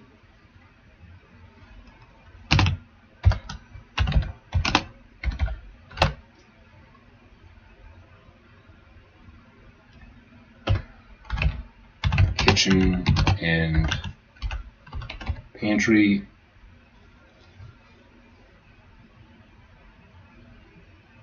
Yeah. Yeah, I'm not 100% that it's arsenic, but it is, yeah, they are definitely poisonous. Hi. Hello. Oh, hello, my dude. Let's see. Let's go ahead and ask that right now. What kind of poison is in apple seeds? Amygdalin. Okay, cyanide into the bloodstream, chewed and digested. Alright.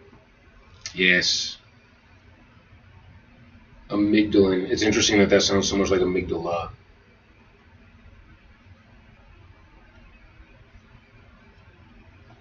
Hey, buddy. You want to get back in your cage? You want to get back in your cage and have me grab some more veg for you? Oh. Hi. Hi, dude. Hey, buddy. Hello, sweet boy. Hello, my little guy. All right. Excuse me, Lou. All right, buddy.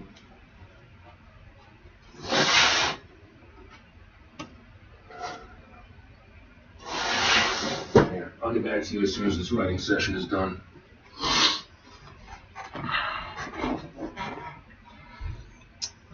Lord Pomeroy, master of provisions, culinary artist, controls food storage, has access to toxins and opportunity, resents the king's leniency and foreign alliances. He's a bigot and a racist, elitist despite having come from humble origins, girthy fellow, Epicurean, easily flustered, gets red in the face often and easily, puffs up, lord of his domain, the kitchen and pantry. All right.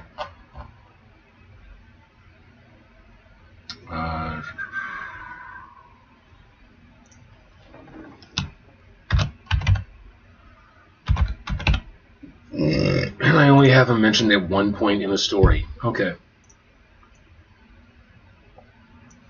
So he's going to need more.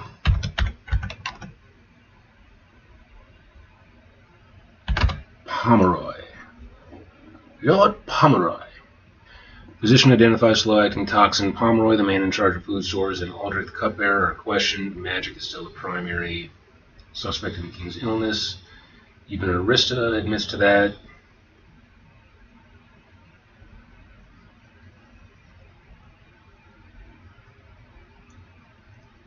I think I want to save this. Like, I was thinking of having her sing or curse the entire hall at once to show what she could do, but clearly didn't. I feel like that's a beat that needs to get saved for a later point. And Pomeroy needs to come up before Chapter 7. He can't just pop in. Like, middle of the book, and then not be used prior to that, not be used after that.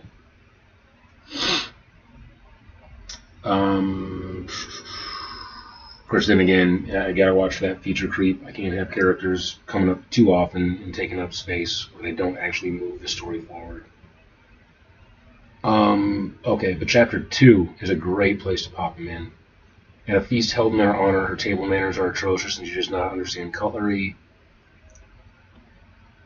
Everyone is appalled by her behavior until she is prompted to sing for them. Lord Pomeroy, there he is, takes personal offense to this, especially her insistence on adding large quantities of salt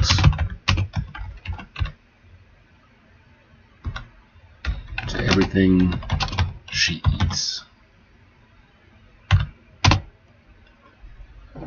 So with Arista, when it comes to eating, I'm trying to play off of the scene from The Little Mermaid where she doesn't know what a fork is. Therefore, she doesn't know how to use cutlery. She tries to eat everything with her hands. And, well, it's simultaneously playing off The Little Mermaid and playing off Beauty and the Beast. The scene where Belle and Beast are eating and he can't, like, manage the spoon. And then adding salt, like crazy amounts of salt to everything she eats, because she's used to living in the ocean where everything is naturally salty. So anything that doesn't have a ton of salt in it is just going to be bland as hell to her. And of course, the chef, who insists that everything is perfect, hates this.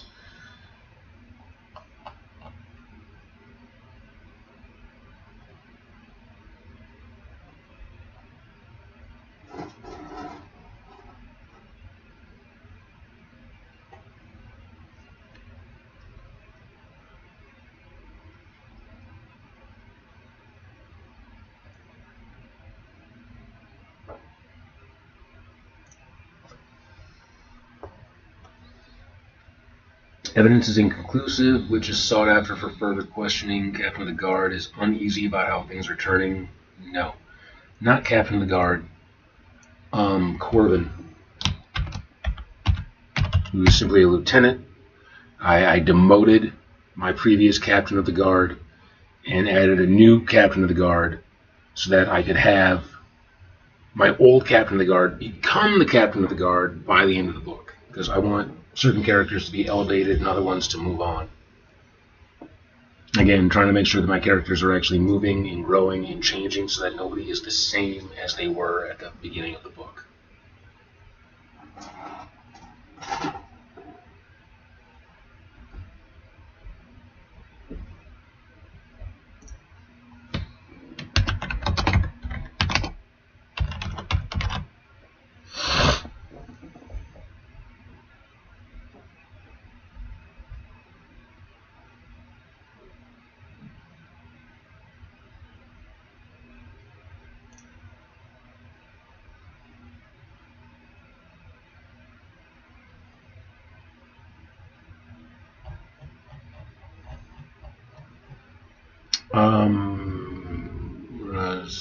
Stoic, superstitious.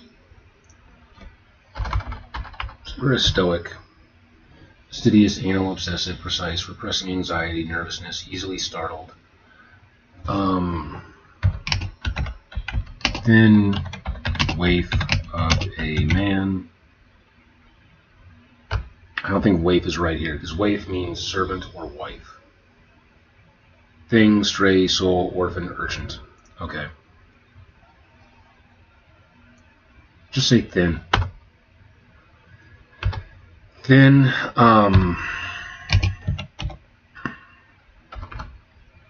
this is an attribute, but takes tiny bites, eats very little, despite job description, must keep an appetite on him in case he is called. to his royal duty.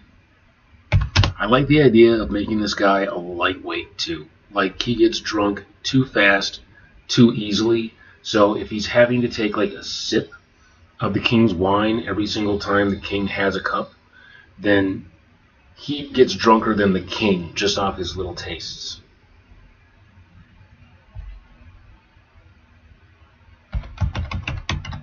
Legendary lightweight.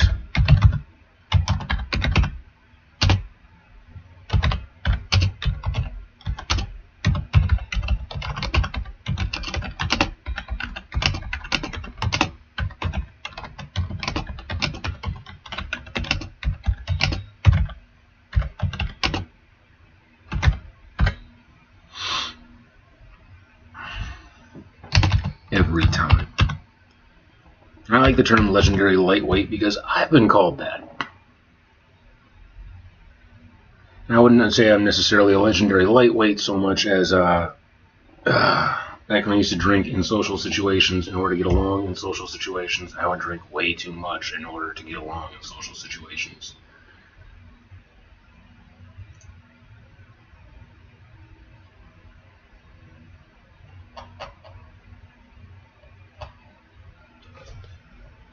Let's see, where am I at? 7. Pomeroy, the man in charge, sing, curse, entire hall at once. Okay, yeah, thinking of having her sing or curse the entire hall at once to show that she could do, but clearly didn't.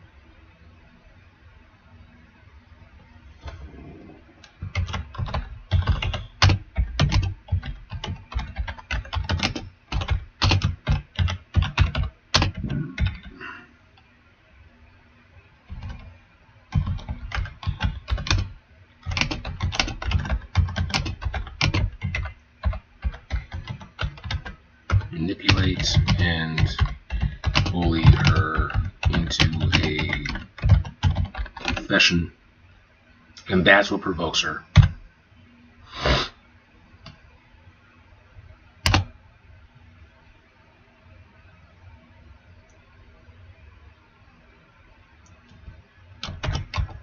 Before Garrett can stop her,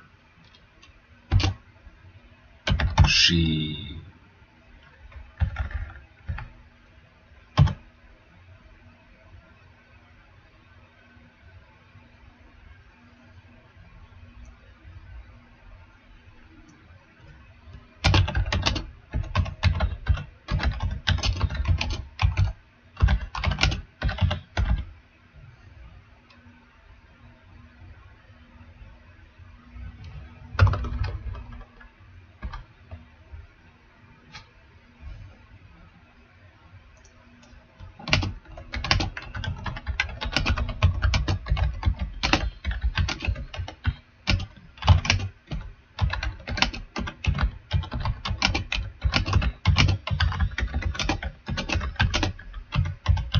making them feel like they're being crushed by the weight of the ocean.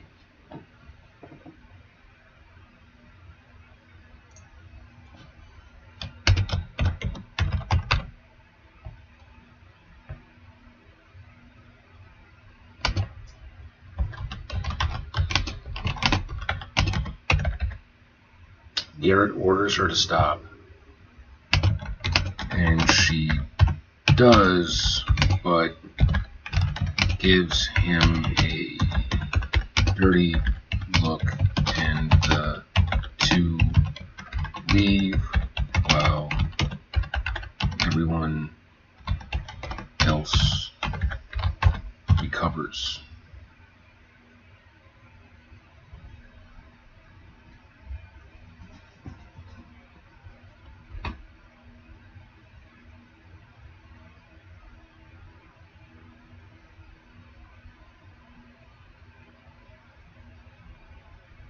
And that's a major incident right there. So if she proves that she's a threat,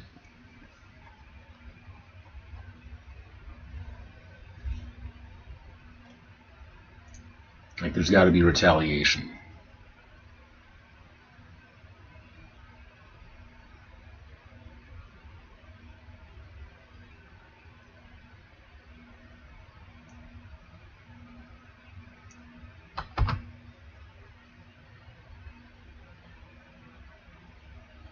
Court reacts harshly and demands she be locked up alongside the witch.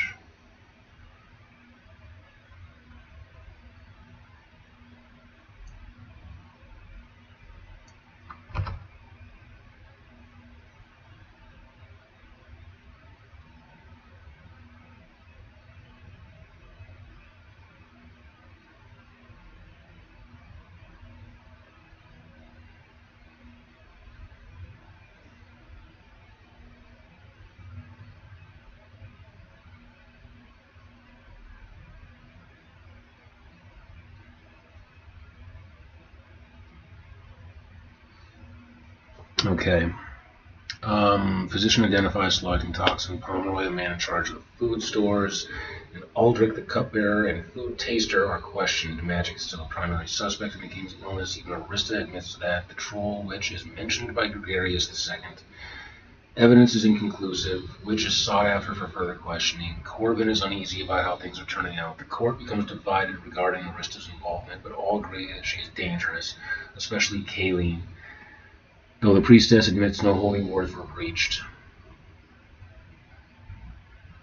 Arista questioned by Garth aggressively as he tries to manipulate and bully her into confession. Before Garrett can stop her, she sings and bewitches the entire hall at once to show what she could do, but clearly didn't, by making them feel like they are being crushed by the weight of the ocean.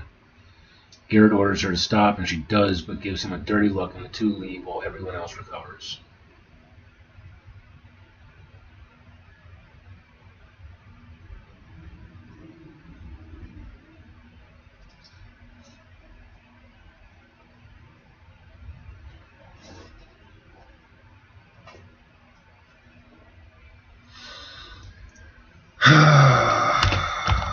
With her magic waning and true form,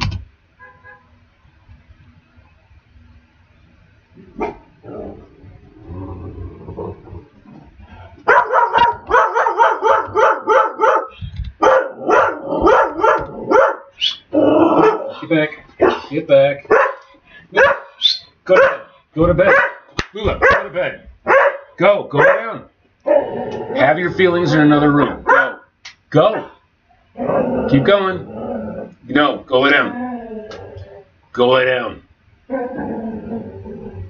all the way, go to bed,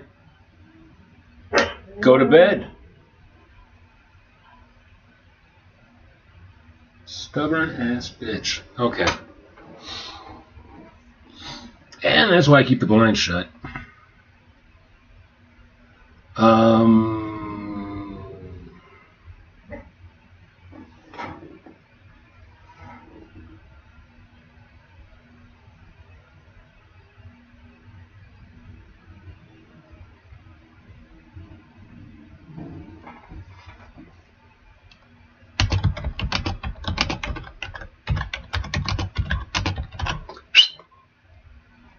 Lay down.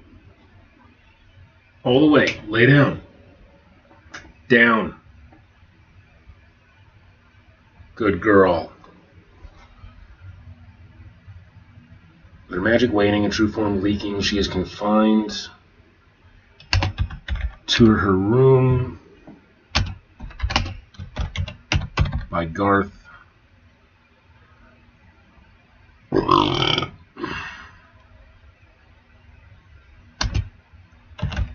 That's a good callback. He begins to regret not allowing Garrett to build his fishbowl for her.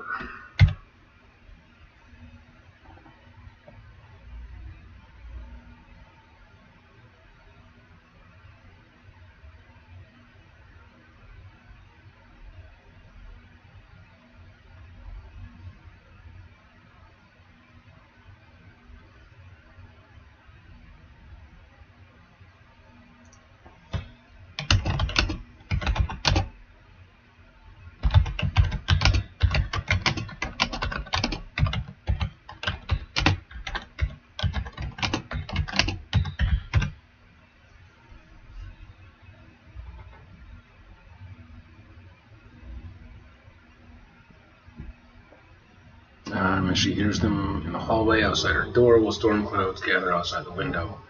Court reacts harshly and demands.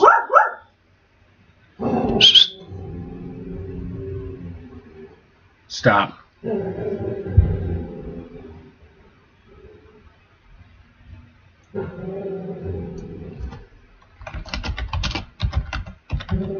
In the dungeon, that actually works for later. Elaine loses composure. This is her emotional crack. There should be repercussion.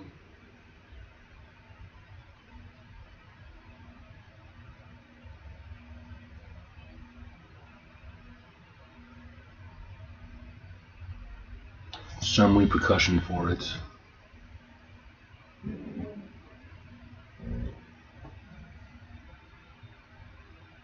Elaine loses composure. This is her emotional crack. There should be some repercussion for it.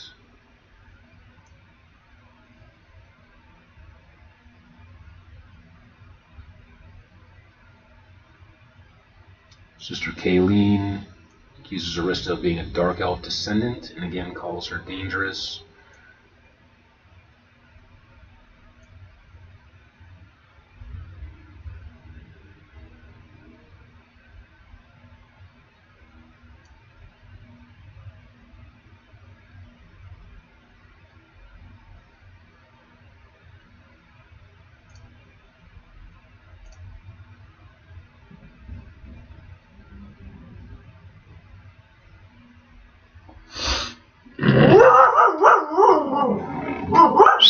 No.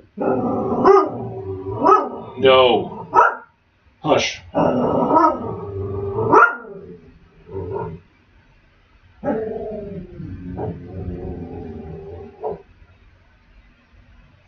You can let it go, princess. Okay. Arista is...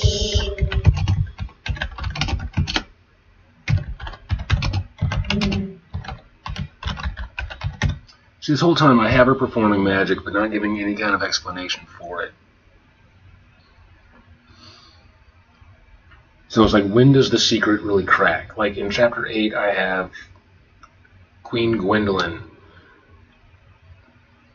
show that she's known, that she figured it out. But it's still like, it's her little secret. She just loves to have her secrets.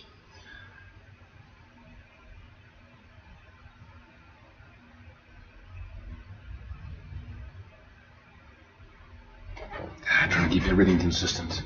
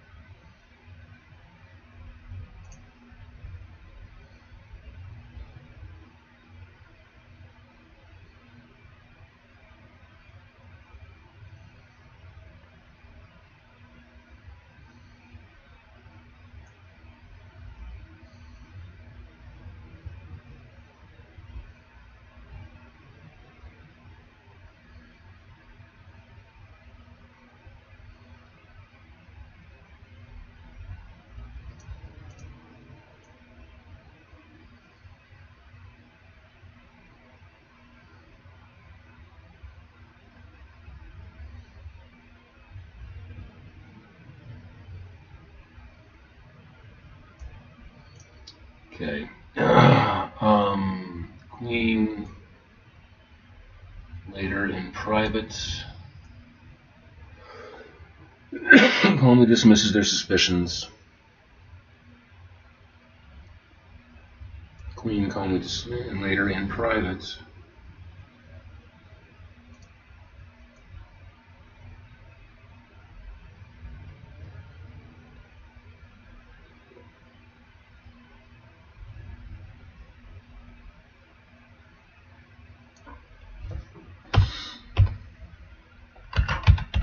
Tells Garrett and Arista that she knows their secrets. Arista is a mermaid.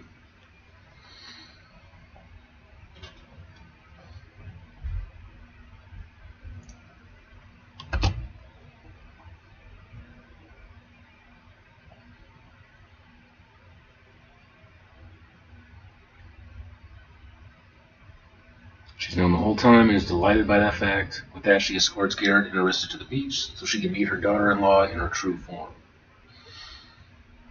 Chapter 9. Garth invites Garrett for a conversation, just the two of them, then ambushes him with his entire family of his wife and 2 children. They question Garrett about the intricacies of their relationship and question how he knows he is not enchanted. Garrett could respond with something like, "We fight too much for either one of us to be under a spell," and laughs it off. The daughter mentions all she has heard from her favorite maid.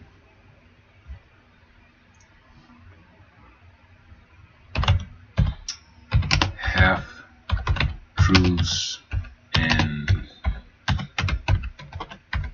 misconceptions.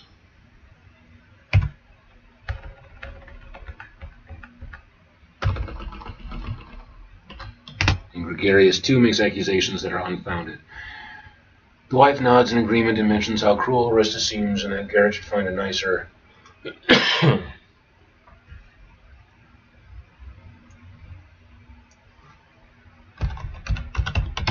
gentler wife instead. Garth also uses the opportunity to emphasize that he will be king someday, and it is in Garrett's best interest to heed his advice as the older brother.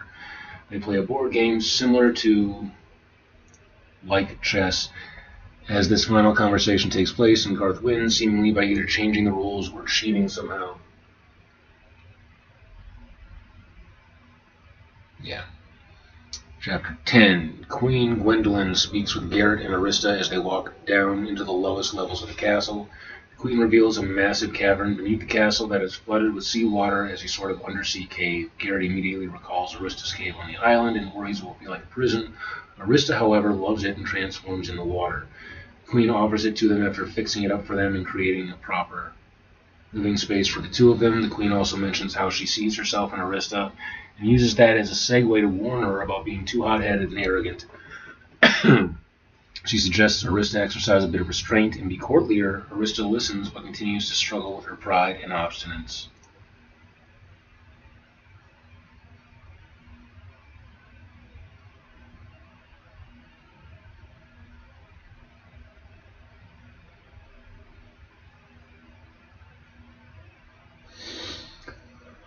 That chapter's doing a lot and a little all at the same time. Like I'm gonna have to add something to it. I'm gonna have to throw in another character in chapter 10. I'm not gonna stress it right now, but I feel like it's gonna need something else. Like I need to sit down and I need to write out what the plot is for each of the characters, I think.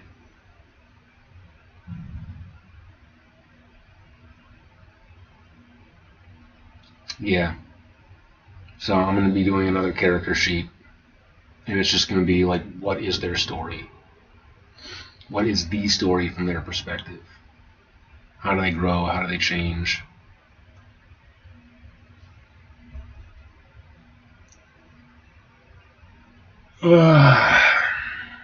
Chapter 11. The king's condition worsens dramatically. Arista's magic stabilizes him, but drains her in the process, and her transformation starts to slip again.